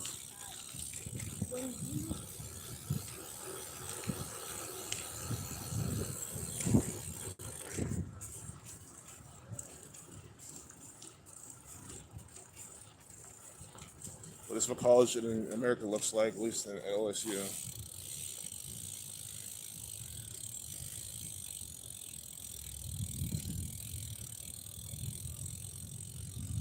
But again, you don't have to go anywhere. You can make friends with these people. You can do whatever you want. So you don't have to. Think about it, you're just not in their classes. That's the only difference. You're not in their classes. You're not in their dorms. At least staying overnight. So like, no difference. So is that it's being in class and being in the dorm and getting a piece of paper that you don't need, is that worth tens of thousands of dollars? I don't think so.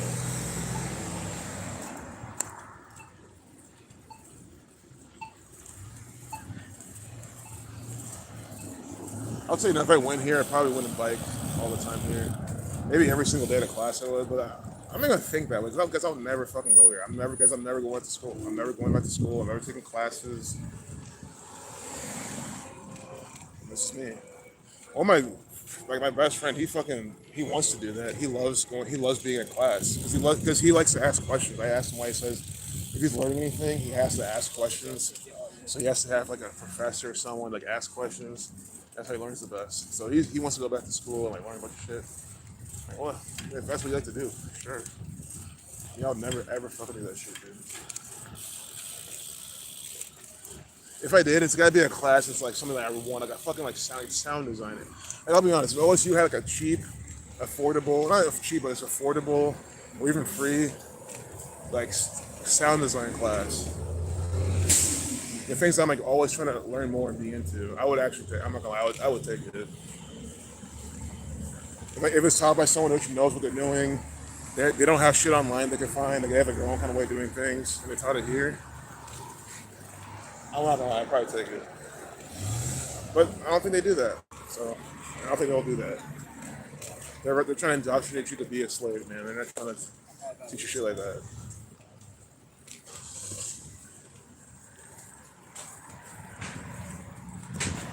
So we're back at I don't know what this is called, Outer OSU or something. I mean, I kind of call it Short North, but technically I don't think it is. I think you kind of have to pass up that Kroger and shit down there before you're really in Short North. This is just you. I don't know. It has some name, I'm sure. I just don't know the official name of this part of town. Never bothered to look. If you swung a whip on the map right now, you can probably see it.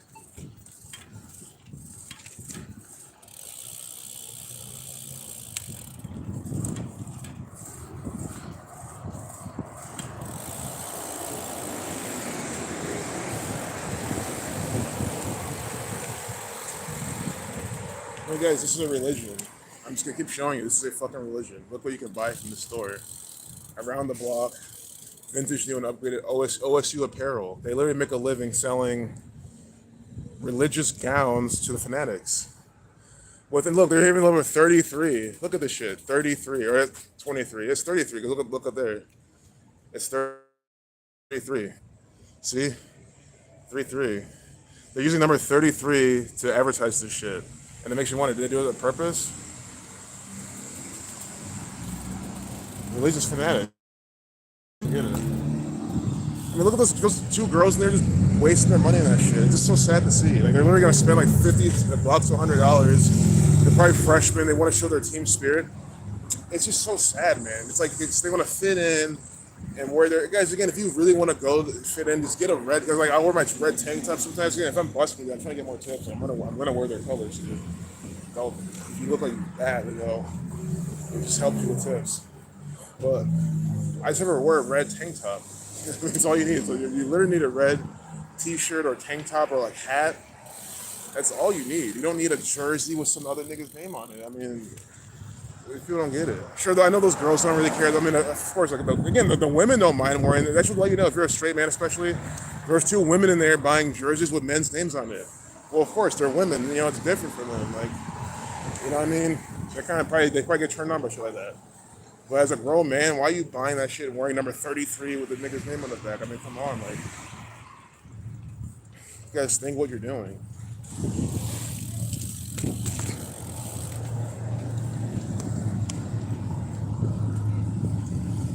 It shows a lot about you. Yeah, it does. These people are religious zealots. That's the best way I can. The religious zealots. I don't know how else to put it. The religion is OSU Buckeyes football. Point blank. And it's just so sad they don't see it. Like they don't really see it's a religion. Like they like I think it's like a metaphor. No, I'm not making a metaphor or simile. It's a religion to these people.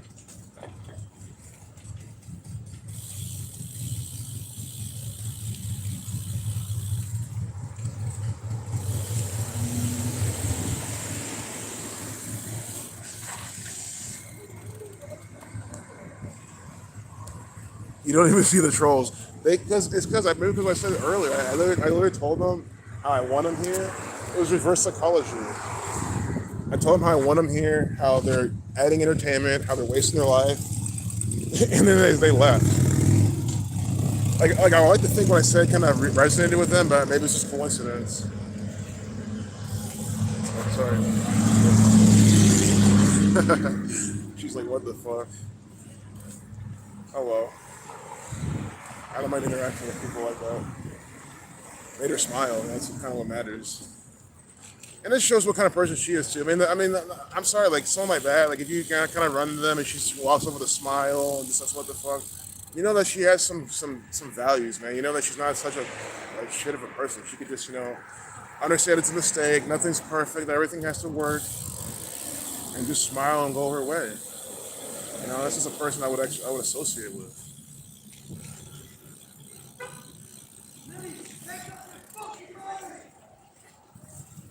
Or even that guy associated with him too. Make up your fucking mind. These indecisive ass motherfuckers in this nation, especially in the state. I'm all for any kind of end. I mean, what else is that? There could be context to that. Who knows the context? Like I could be a complete shit, abusive boyfriend type of person, and who knows? Who knows? That's a little more tricky of a situation. He just called me and said.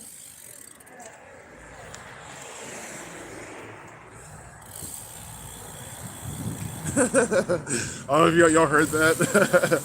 Make up your fucking mind. It's because every time I bike down here, someone's always yelling. It's around that same area too. Because it could be energy. Because that's not the first, second, or third time I've heard like yelling around that bus stop area. There was like a guy at his cat trailer doing some construction, and he literally yelled like, "God damn it!" Like he yelled something too. It could be it could be an energy spot that just makes people mad. I mean, who knows? Because I'm like, it's one thing. Yeah, I'm downtown. People are yelling, okay, but it's at that spot every time, and it's like someone else different. It's making me wonder: is there an energy thing there? I don't know. I've never really felt any kind of, but maybe because I haven't paid attention. Because I'm switching on biking, biking fast past it. Like by the time the negative energy hits me, I wouldn't feel it. And also maybe I'm also one that's not too susceptible to negative energy in general. So like, it could be something like that. Yeah, this is a strange city run by strange people. So.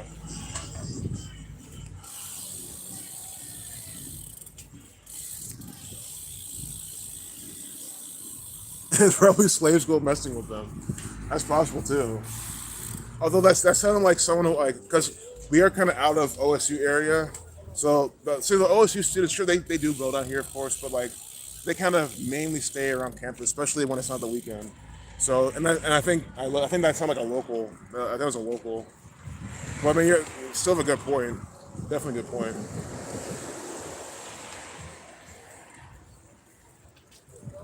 And I mean, I mean, I didn't really see him fully. It could have been a student. I mean, you're right. But I'm just explaining, like, the demographics of like, each chunk of the city. It kind of shifts pretty fast. Because now you see, like, these people are like in their 30s. You have like the yuppies. The yuppies are kind of here now in this part. And yeah, it's more mixed. Trust me, you get plenty of OSU students here. It's just like on a weekdays, more so they wouldn't be here. Because again, they're not going to the bars right now, unless they're an alcoholic. That's pretty much what you get over here. Sure, Chipotle, but I mean, yeah, a lot of college kids are addicted to Chipotle. If you had a Chipotle addiction, you'd easily walk up there and get it. But guys, they have food delivered to them. They have those robots that deliver food to them. Although that might be only OSU food, but in the days of DoorDash, Grubhub, and college kids are lazy as fuck, so that's also why you don't see them over here.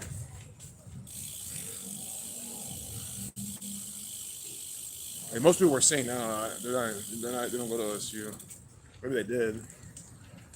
Maybe that guy does. I mean, I'm just poorly judging right now, but I figured they'd be in class right now. They'd be in camp. They'd be doing something. They wouldn't be like, out here doing this shit. You're good, no worries. That was fun. See, guys, that's why I like the bike around people. Shit like that is actually, I see the adrenaline rush of that is awesome. I don't know if I caught on camera, but her dog went to go chase the other dog, and the dog jumped right in front of my bike. I think that stuff is fun. I mean, I don't know if people apologize. It's like, it's not your fault. Your dog's being a fucking dog. He's being natural, and I enjoy it. And I knew it was gonna happen. I was ready to not hit. I'm not about to hit the dog. Dude. I ain't about to fuck some dog over. I don't hit anybody. I think that's part of the game. Is you don't want to hit anybody. The safety first. Other people's safety first. Sure, I might call these people sheep, etc., but I'm not gonna hurt them. Injure these people. I mean, it's not like I hate them. I just think they need to get their head out of their ass. That's literally it. Yeah, I don't think I'm better than them or any of that type of stuff. Oh, it's good. Nice. Glad you subbed to Arthur's channel. Arthur's got really good content. That's what kind of again blows my mind too. It's like his channel, because I remember that someone mentioned your channel in the Uber, on the back of the Uber, like when you get inside the Uber in the back seat, they said check out your channel, and that blew up on Twitter, which is good. And you got videos showing Murder by Numbers, the fake sports, all that shit. I'm sure it woke up some people.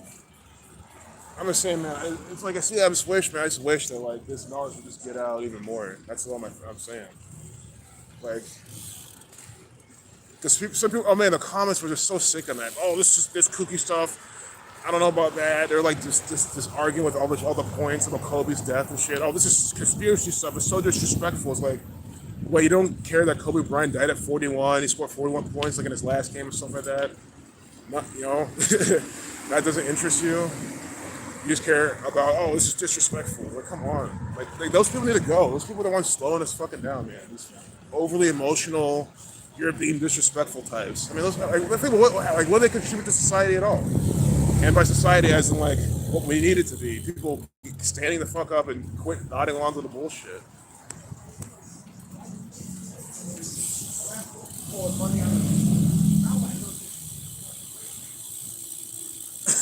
Juice equals 68, blow up like the world trade, and then of course he said that in a 68 Gematria song, and he died in the 68th day of the year. Wow. Oh my god. Yeah, the Juicy was a predictive programming piece by Biggie from New York, and Big equals 39, like New York. Absolute predictive programming. That's why, again, when people ask if Biggie's an agent, of course Biggie's an agent. You have to be an agent for the Jesuits to have a song like that that's coded that way. And he synced up with 9/11. I think we're at the cross. I try to get on this side of the street as soon as I can so I don't have to cross later at the construction. That's why I want the construction to be done, because once it's done, I don't have to change sides anymore. Because I technically should be on the left side the entire time, because that's, to get home I have to go that way. Kobe Bean Bryant 81, career high equals 81 points. Yeah, his career high is 81 points. His name equals 81.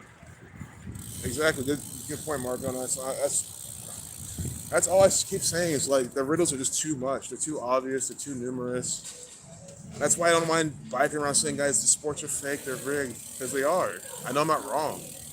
Why would I want to be biking around yelling out things that I'm wrong about? It's just stupid. Oh, you're fine. Okay, so what the hell would this be in like LA or Washington? Like, I'm just thinking, like, well, this means people be saying sorry on the sidewalk. And I don't mind. I know they're being respectful and polite. I'm not complaining. I'm just saying, like, in Seattle, as many people say sorry and stuff, I'm just kind of wondering. It's like I gotta do a bike stream in Seattle to see, or LA or something.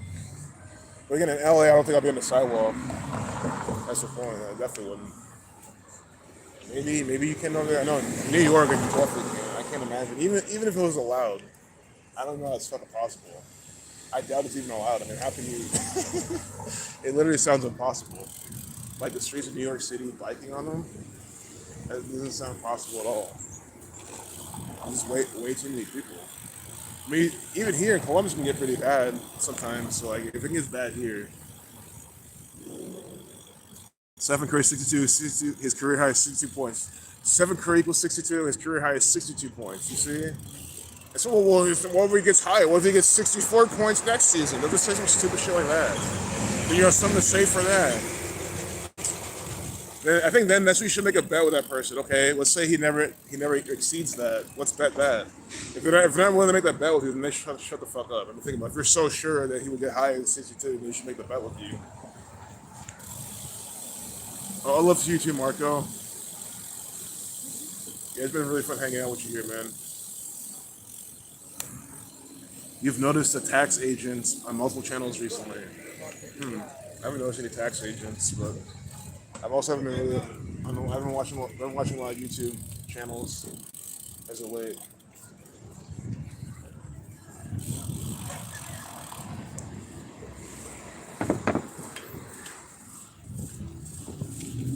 Yeah, we're about to enter downtown. I mean, technically, this is all downtown. I mean, it depends how you say it. Technically not. Because some people call Short North downtown.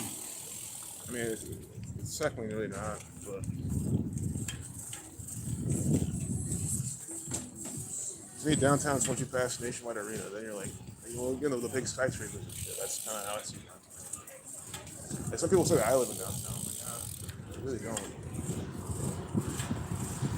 I'm close as fuck to it. Which was my plan all along. I mean, I wanted to live this close to downtown. I figured it'd just be easy to get places, to like meet people and do things. And I know I still haven't regretted it. I've lived my place for almost over 4 years now. I've never regretted it once.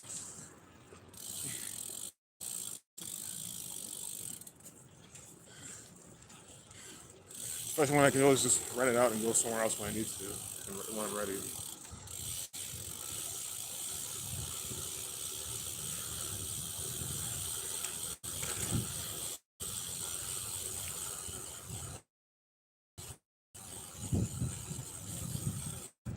I'm gonna crouch right here.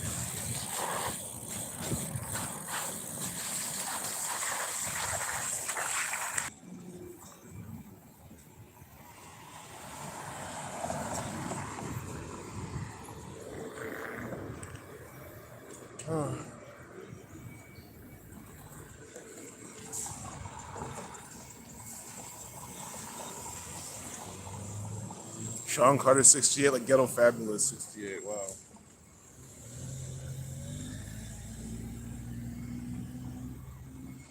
Yep. Jay-Z, another New York agent, by the numbers in New York all the time. It's just so clear they called New York in these people. Sean Carter, Ghetto Fabulous. Wow.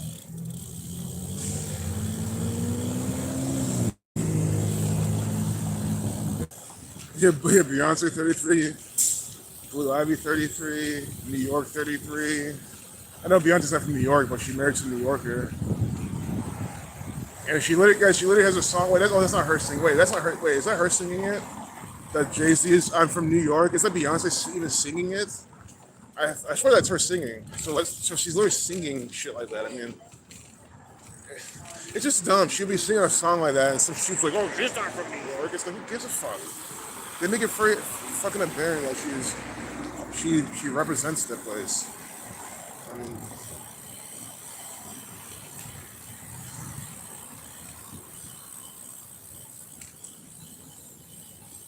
J10Z26. Sound familiar? 126. Yep. Yep, Marco. Exactly. JZ. Yep. Kobe Bryant's death date. 126. Yep. And let's keep an eye out for October 26th. What if Jay-Z's in some propaganda ritual, some riddle on October 26th?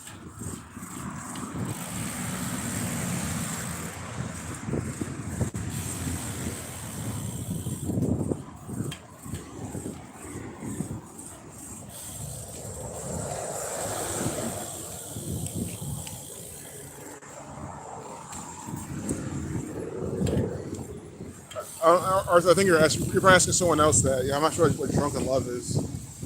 You're probably asking someone in the chat. So I was thinking, I was talking about the New York state of mind or whatever that Beyonce supposedly sang with Jay-Z. Yeah, I don't know if that was her singing or not.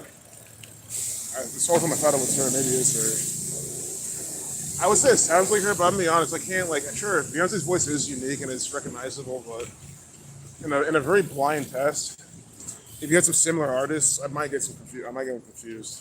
Maybe not. Maybe I wouldn't. But mainly because I never liked her music. I've talked about this many times. I've never ever been a Beyonce fan. I've always felt like her music sounds very. It's well produced, well mixed, well engineered. The songwriting's not bad. It's not bad, but I'm just like, man, there's so much you can do in the world of music. I'm just like, her music to me just sounds very like vanilla almost, in a really bad way.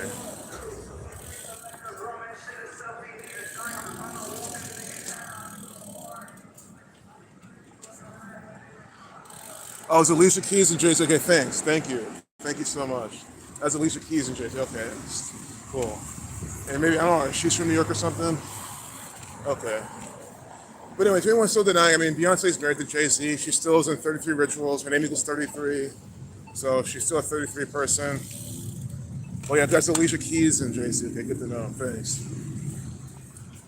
Alicia Keys, another by the numbers agent for the Jesuits.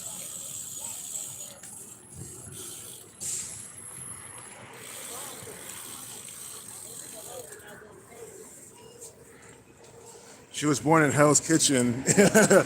Wow. Alicia Keys born in Hell's Kitchen, New York. And is that like a mockery just showing how they like manufacture and birth these people accordingly?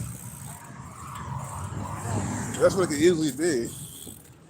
Hell's Kitchen. Of course she's from Hell's Kitchen. Oh my god.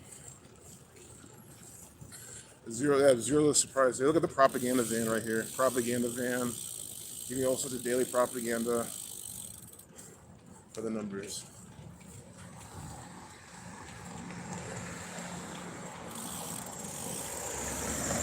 It's funny they don't mark what station they're from. Maybe so to avoid embarrassment. Are they finally close the sidewalk completely? Okay. Probably finishing this part up or something. This construction's been going for so fucking long.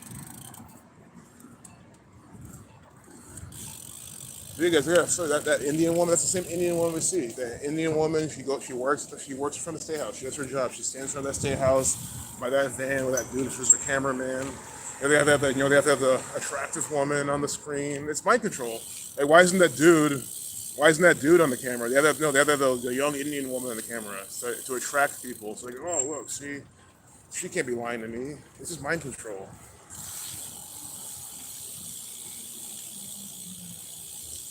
It's no neighborhood white mom. What's your old neighborhood? It's Hell's Kitchen?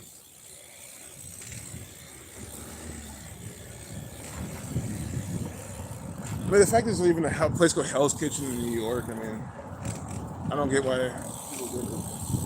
Although it's funny how we just passed 167 to 39 Prime, High Street.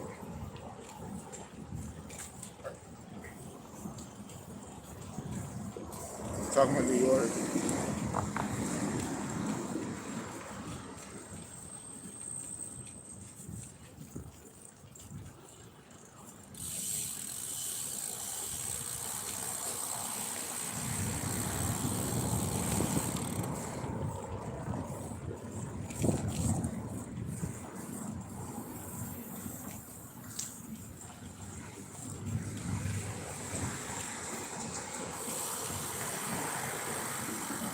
Lauren Moray's work on the Jesuits and the nuclear industry. She was called in as an expert of Fukushima. It's bleak stuff. All right, Lauren Monet or Moray. Lauren Moray, Fukushima. Okay. I know the Jesuits in their hand. Yeah, I'll look into that.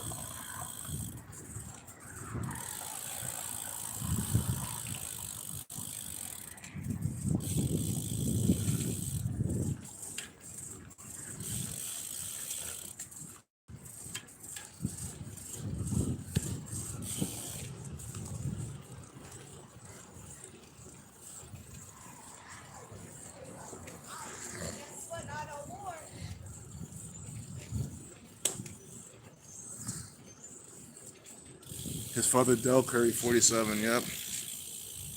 Any Ripple decodes lately? No, I haven't decoded any Ripple lately because I just haven't really had to. I mean, once it starts moving again, I would.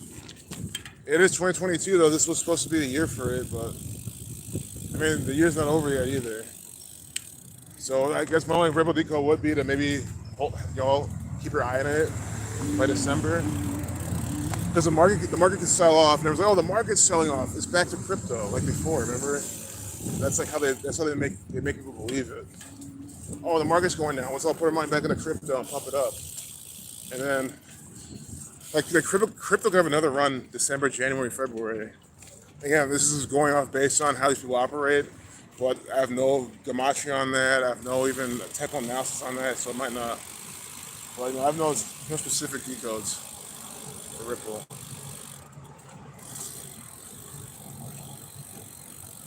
Yep, straight Manchurian candidates. Yep, athletes, exactly.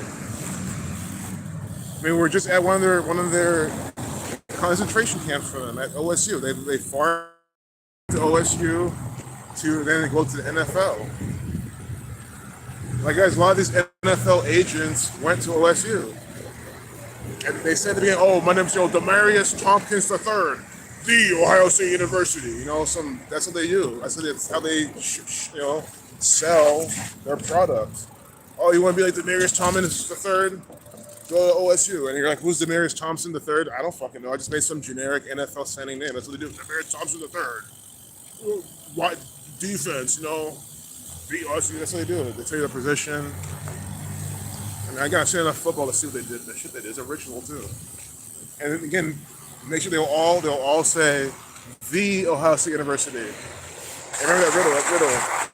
Oh shit, dude. She was gonna hit me, dude, if I didn't slow her. You're fine. Oh, no worries. She's like freaking out. See, I play chicken with them. It's fun. Guys, I think it's like almost like scam baiting. Like. It's a little dangerous, but if you can gauge your speed, you play a little chicken with them, what do you think's going to happen now? She's not going to do that again. She'll remember, oh, then that last time this intersection I almost hit somebody. So hopefully you can literally save lives by playing chicken. It sounds crazy. And again, I do it very safely, right? She was going like 5 miles an hour. And I made sure my wheel was in front of her, so if she went forward, she'll hit my bike and not me. So I was smart with it, but you have to play chicken with them. You teach them a lesson that they need to know. It's not being, an asshole or arrogant. It's like, I don't want you to hit the next person. Because the next person could be a kid. It could be like a 7-year-old who you definitely won't see. You know what I'm trying to say? Like, it could be a child. So, people are here are so bad at driving. It just blows my mind. I've literally never seen such bad drivers in my whole life. And again, I've lived in Nigeria. I've seen the drivers there. Because people say, oh, third world countries is worse.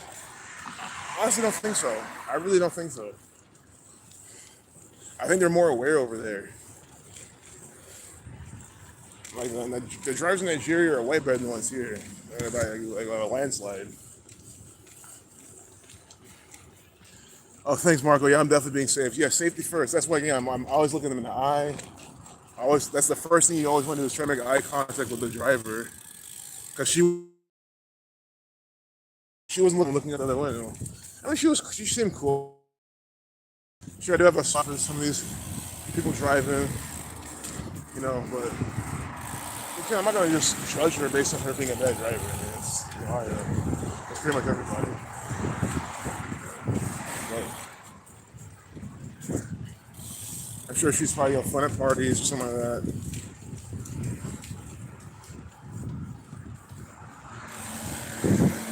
Yeah, it's Alicia Keys is saying so. Yeah, thanks, Jay God. Yeah, Arthur told me about that too. Yeah, I'm bad at knowing. Some of these voices I'm bad at detecting. Some are easier, some are harder. Alicia Keys, Beyonce has always been difficult for me. So I mean, some are like Eminem's extremely easy. Lil Wayne. Honestly, even Billie. I don't even listen to Billie Eilish, but I feel like her voice would be easy to pick out. Her voice, William Eilish's voice. But yeah, Beyonce, Alicia Keys, it's not, I think I never really resonated with her music. It's not as bad. It's just, it's not my style really, mainly. I'd say Beyonce's '90s shit. You know, her Destiny's Child stuff. Okay, yeah. I mean, because I like that sound. I like '90s R&B a lot. So yeah, if it was like a '90s mix of Beyonce, I'd listen to that all day. But you know, she didn't really start getting big until like what mid. I mean, she's always been big. You know what I mean? Her solo career didn't really start until what the early 2000s. You know, conveniently after 9/11,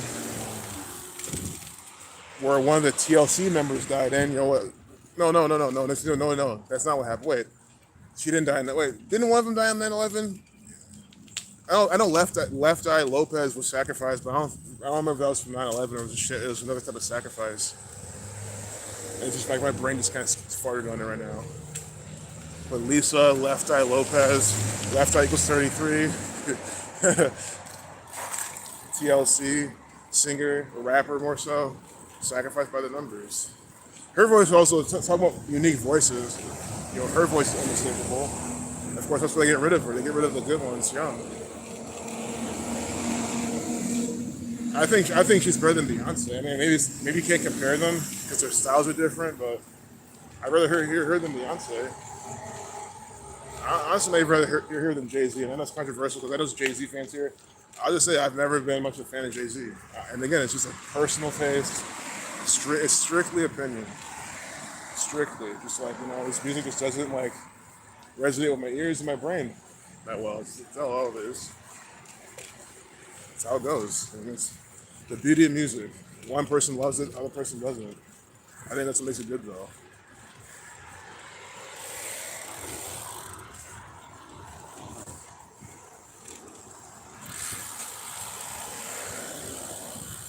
Vancouver, Canada's mobile drivers from I definitely can see that.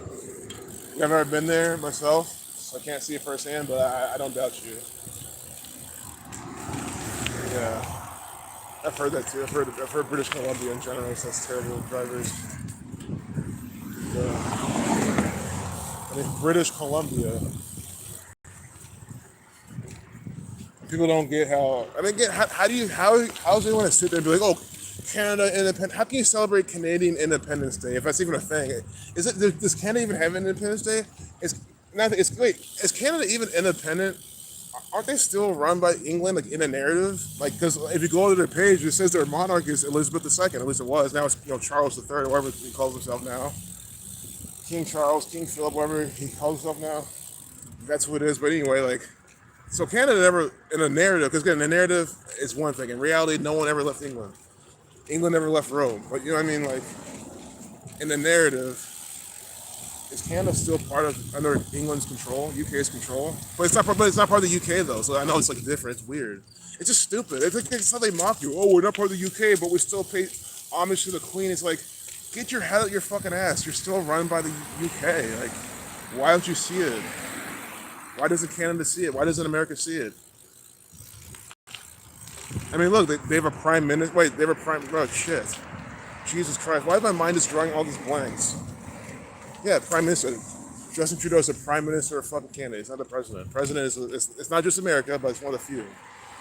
Again, America is the backwards place. Again, don't fall for that. America is one of the backwards. We're use inches and all this stupid fucking measuring systems. We use commas instead of periods and vice versa. Guys, America is this place that does it backwards. Don't fall for the program. Then the rest of the world is backwards. No, it's fucking not. We write the dates backwards here. In England, you guys don't write the dates backwards. You guys write the date the proper way. In America, we write the date backwards. In America, we spell shit retardedly. Again, that's how you gotta look at it. Stop looking at it. Again, I'm trying to train your brain to not be so pro-America. America's the place. America's the one that does it right. No, it's the fucking opposite. And it's just logically. I mean, think about it. America is different. Like it's like the rest. Literally, most of the world writes their date differently than America. Most of the world uses the metric system. Most of the world uses military time. Like a 24-hour clock. I just don't understand this whole thing of. It blows my mind. To me, it just shows the sheer American arrogance, the sheer programming of this place. That anyone would think different.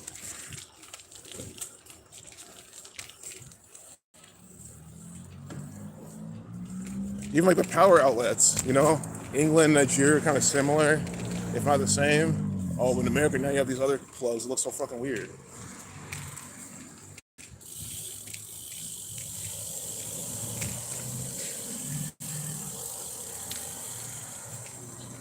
is a backwards. That's what they're trying to say. Backwards ass nation with backwards ass people. That's exactly what they're trying to tell you, show you. That's why they worship OSU football, Buckeyes football. I mean, sorry, sure, I know they love soccer, which they call football over there in England. I get it, but come on, like, I could be completely wrong, but is there a college in England where they just love the college soccer so much, like it's just the best thing in the world? Maybe. I don't think so, though.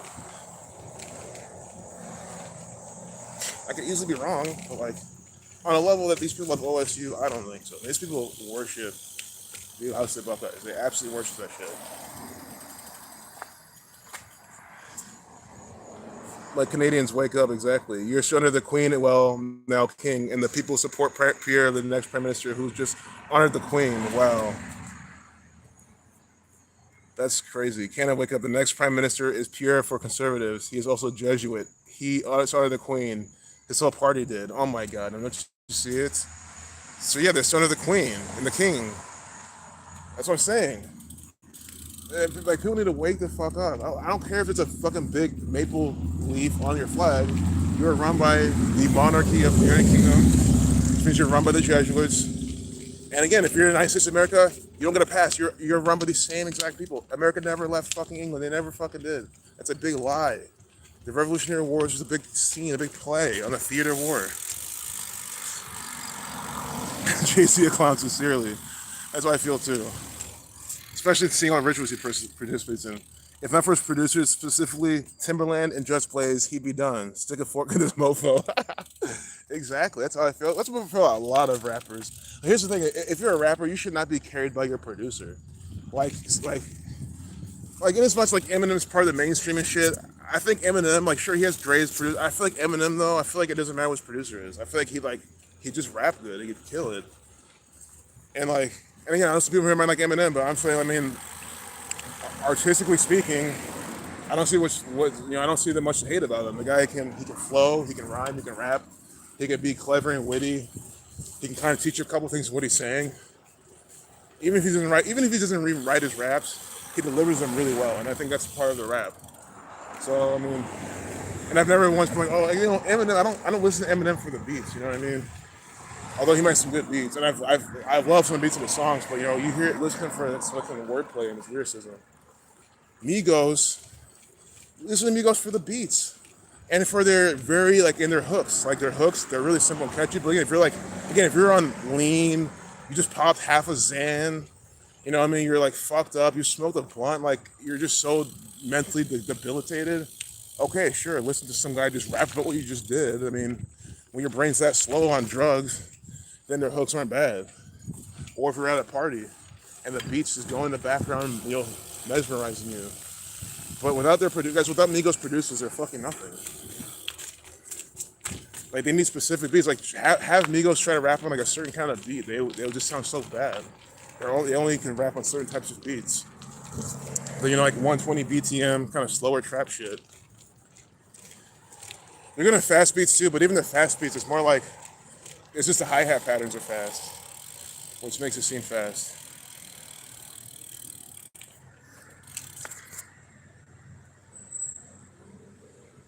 The Queen died some letters from the Baker Angel, Hells Angels, which you know she's part of. She's affiliated with them.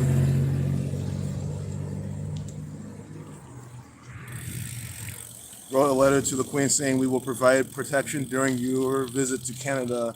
They have 43 chapters, whatever, Masonic 43. Yep, United States of America 132, England 132. Yep, Catholic Church 132.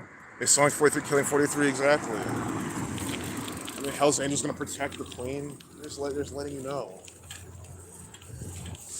Yeah, people, I mean, it blows my mind. I guess I hope Canada doesn't have an Independence Day. If I go and read that they have an Independence Day, I'm gonna just throw my shit. It's how? What kind of mockery is that? It sounds even more mockery than American Independence Day, because at least America doesn't claim to be, you know, under the Queen and King still. It's come on. But, you know, if America claimed that, everyone would just flip their shit. Oh, we're under the Queen, what? But we beat the Redcoats.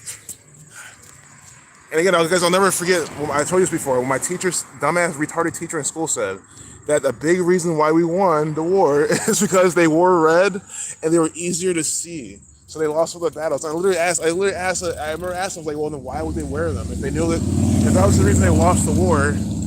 Oh, because it's tradition, because they're British, because they have to or whatever. They made them wear it. I was like, come on, this is the dumbest thing I've ever heard. Like, sure, on paper it makes sense, but come on, like, because you wore red, you were easier to see and lost all of your battles. Like, again, all my friends from England watching, this is how they mock you over here. The teachers will just teach us retarded shit like that. Make us think you guys are a bunch of, tea and crumpet eating just buffoons. That's what they're trying to teach us here. You guys are all so proper and drink your tea and, oh, Guardian Leviosa, it's all your deaths in your nose. Arrogant, proper, doing dumb shit. This is what they try to program here. People in England, stupid. Because again, they want America to think that we're the best. We're better than England. Oh, we left them. We won the war. We're the best. So you see what I'm saying? It's a nation of fucking arrogant retards, man. It's so pathetic. It's so pathetic.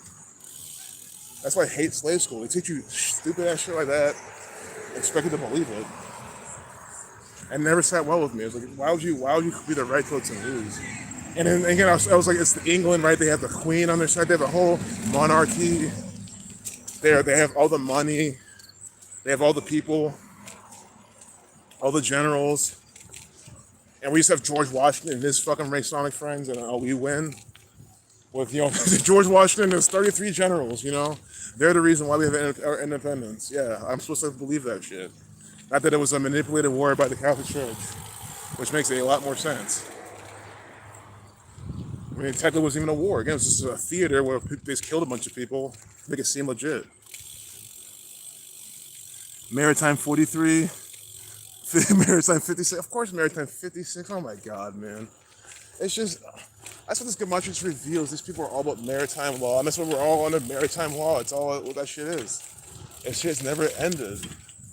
These people are pirates. They're seafaring pirates, Phoenicians, doing their bidding by the code. It's plain as day what this nation is.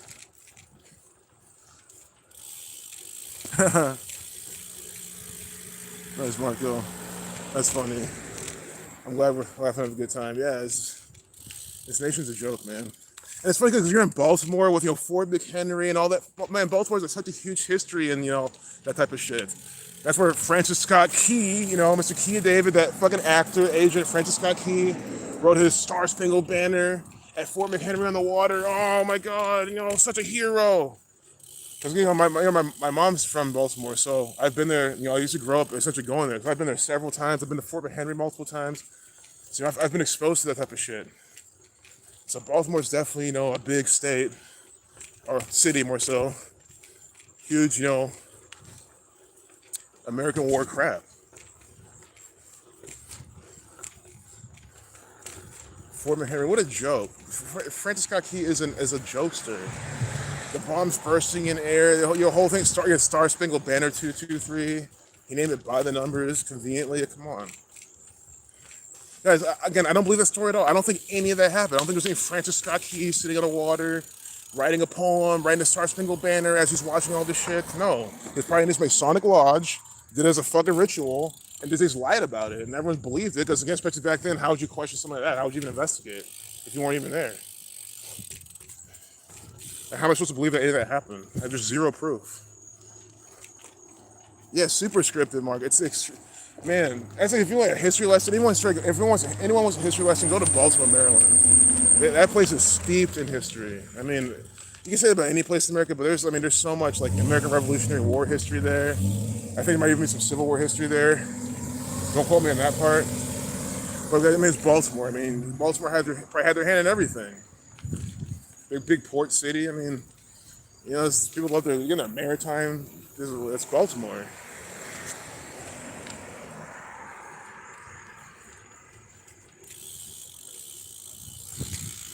North America is a joke, especially Canada. Being a Canadian, seeing some Canadians follow the scripted program is so sad. Most people are boosted, exactly, man. And it's just sad too because the whole Canada. Oh, everyone's Canada. They're nice. They're friendly. And sure, that could be true, but that's what it kind of comes with. That means they're gonna just go along with the agenda even more and all sorts of shit. It's just funny. The whole saying, "Oh, I'm gonna move to Canada." I think it's like that saying, because that's a saying here that if you don't like America, move to Canada then. Why? You're not going in. I mean, sure. I mean, my odds might be better. I'll still hold that down. I know a lot of Canadians disagree, but I think in the grand scheme of things, that might be still be better than living here. But, but again, it's not going to be much different at all. You're still under the Jesuits. You're still with people who fall for the agenda, who don't care. It's just like if you move to Canada, you can move to none of it. Then I've always been like, why not go to none of it? It's cold up there, but it might be worth it. If I move to Canada, I don't know. If I had to ultimately pick, I said southern none of it, like where it gets as south as possible, where people don't bother you. It's more rural, little to no agenda, but it's not free. You're not freezing your balls off every winter. You know what I mean? Like I wouldn't want to go to Vancouver. I wouldn't want to go to Ottawa. I wouldn't definitely not Ottawa. Fuck that. I'm sure there's for how French, no offense to anyone who's French, it's just like for how French it is. I'm sure there's extra Jesuit bullshit going on there. Definitely not Toronto, although to be honest, I mean, I always check it out. Because Toronto, guys, if I drove to Toronto now, it'd take like 6 hours to get there. I'm pretty close to Toronto.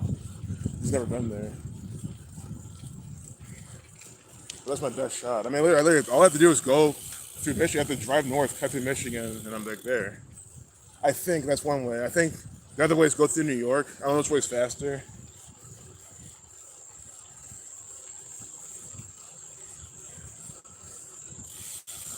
But yeah, get to Ontario. It's just so simple. It's like right. That's like Ohio, Little Ontario. It's like right by Ontario, Canada. I mean, technically it should be really similar. It's so close. Run by the same gang of people. So many Americans are in Canada. All you see are Washington plates. Lately, it's some California plates. People know. You're like, people know. What are you doing? That's hilarious. Yeah, because they think oh, I'm just move to Canada and escape America. And like, man, it's gonna be no different at all, man. Maybe slightly different. Like you're better off going to Mexico, especially in California. Guys, I couldn't imagine being a Californian moving to Canada. I would choose Mexico before. I mean, look how close you're. Look, okay, imagine living in Southern California and you move to Canada. Like what? You were that close to Mexico. Again, of course, Mexico's run by the New World Order, but I mean, it's Mexico. I'd much rather be there than Canada or U.S. And you're gonna go to Canada? Like what? It just blows my mind. But yeah, I feel, whenever I see, cause one of my Canadian friends just moved to America. I feel the same way. He's from Canada, but he moved to, I think he's in like Oregon now. I'm sure Oregon's cool and all, the weather, like the nature, but I'm like, man, no, like you don't want to move to America. All these people overseas, like leaving Japan to come to America. Like, why are you leaving Japan to move to? Guys, I never understood in my fucking life. Why would you leave Japan, England, Australia to fucking move here? I don't get it. It blows. It's almost like you have to be ignorant to do that. It sounds like a bold statement, man, but to leave, even the Indian, I tell all the Indians, no, I'm always thinking, like, you left India to come here? Colorful India with the beaches, the people, the culture, to come here? Oh my God! I'm like, you made a massive mistake. Again, the only good thing is that you can get deported. That's like anyone who moves here. That's what you have on your side. You can get deported. You can literally just lose your visa. You can say, "Oh, I lost my visa." You can make something up. Say, I got eaten by my dog. I don't know, man. Maybe just, you can't produce your papers. They can just deport you. I don't know. See, maybe they'll check your database still, but I feel like you can get extradited so easily from this country. That's what I'm saying. That's why you're lucky. Like to be stuck in America as a foreigner is kind of difficult. I think it's a good thing. Me, I cannot get extradited from here unless I have to leave the nation and then renounce my U.S. citizenship. Hey, Snooker B, Lily. Oh, thanks. I just ended the stream. Always nice seeing you. I really appreciate your support all these years. Much love to you, and I hope you're having a good day. You just join when I'm here ranting about America again. But that's what happens. Again, guys, I'm a content person. That's why I don't go my days. Because for how I talk about America, you might think I'm depressed all the time and like can't stand any second here. I mean, I just I take where I'm at and I make the best of it. So no, I'm not sitting here mad every day. I just went for a bike ride. We went out. I get it. Oh, improve it. I get all that shit. I'm not locked up in jail. I'm not on some some desert trying to figure out what to do. I get all that, but like just because I'm content doesn't mean I'm complacent at the same time. And I know where this nation's headed. See, it's not just about. It's good to be in the present, but at the same time, I know where this nation's headed. I mean, look where we're at now. Look where we're at in 2020 and 2021. And you think that's just over forever? No. You saw how bad it got. Yep, America 49. Yeah, first death in the Civil War took place in Baltimore. Yep. And that's where they had the whole Freddie Gray, gray coats in Baltimore. That was all a Civil War ritual. Yeah, I can't believe I can't believe I even said that the Civil War. Of course, Civil War has shit to do in Baltimore. It's the Freddie Gray ritual came out of Civil War, American Revolutionary War. It's just bullshit. It's a big war city. Run by the Jesuits and the Freemasons, the you-know-who's. But yeah, I'm gonna wrap it up here. Looks like the chat kind of died down. We even did it, man. For wrap up anyway. It's 2.5 hour stream. But thanks for joining here, y'all. It's been a good, nice day. Maybe I'll do one of these like next week again. I won't be able to probably do one this week. But take care, y'all. Much love. Peace out. I'm just making sure that the chat isn't. The chat can be frozen again. Let's see. Yeah, this is just stupid. Oh wow! Now the chat's gone. So if you switch to top chat and live chat, once you go back to live chat, the rest of the chat's gone. So if all Indians are in Canada filling the minimum wage gap, using basically my people to fill the minimum wage gap, and most of them just gonna follow the norm. Hence for respect at Indian rappers. Wow, that's really interesting. I'll keep that in mind, man. That's cool to know. But yeah, it's kind of similar here. I feel like it's probably maybe more in Canada. I don't know who's telling them that Canada's the place to go, but no. Again, I'm gonna go back to your country, stay your country type of person from that standpoint. But I'm for their own good. It's like if you're an Indian, yeah, go back to your country. It's better. I'm like again, I don't want you. I guess I would love to be around Indian people. I'm just saying, like, I think I'm making a mistake. Sure, again, if you're here to make money and you can make more money here, because that's a lot to come in to make their money and they can go back home. Okay, then do that. Don't stay here permanently. It's a mistake. Yeah, that one rapper, Saidu Moose Wila, was all scripted. His music video in 2021 states when he was gonna die, then dies in India, which has a fake death certificate. Oh my god, yeah, I remember that. It was a ritual. Yeah, I'll make the Discord, man. I will. Hey, thanks, Coffee Girl. Enjoy your night too. Oh, thanks, peace, Angel Baby. Peace and love. Oh god, Angel Z. Sorry, my mind's racing too much. Angel Z, peace and love to you. Thanks for coming back and saying peace. Peace to you, Angel Baby. God, I'm doing it again. See, my mind's racing too fast. But you're both an angel. You both are good people in the community. Yeah. I'm glad you got a laugh out of that. But Angel Z, thank you so much for seeing you. Peace out. Much love to you. You too, Maritime Slave. Talk about the Jesuits in D.C. at Georgetown Catholic University in Gonzaga, and how there's a Cincinnati street by Gonzaga one, and how Cincinnati, Ohio is a big Jesuit city, and how they did a 79 on 7/9 and 8/3. They're talking about, what car crash in 8/3, the trials in the 7/9. They brought up the 7/9, Society of Jesus 8379. Yep. So we got that done too. So thanks, Janet, for that. Peace, Sebastian. Oh, no problem, Angel Z. Of course. Well, peace and much love to you. Peace, everyone. I'll see you in the next stream. Take care. Later.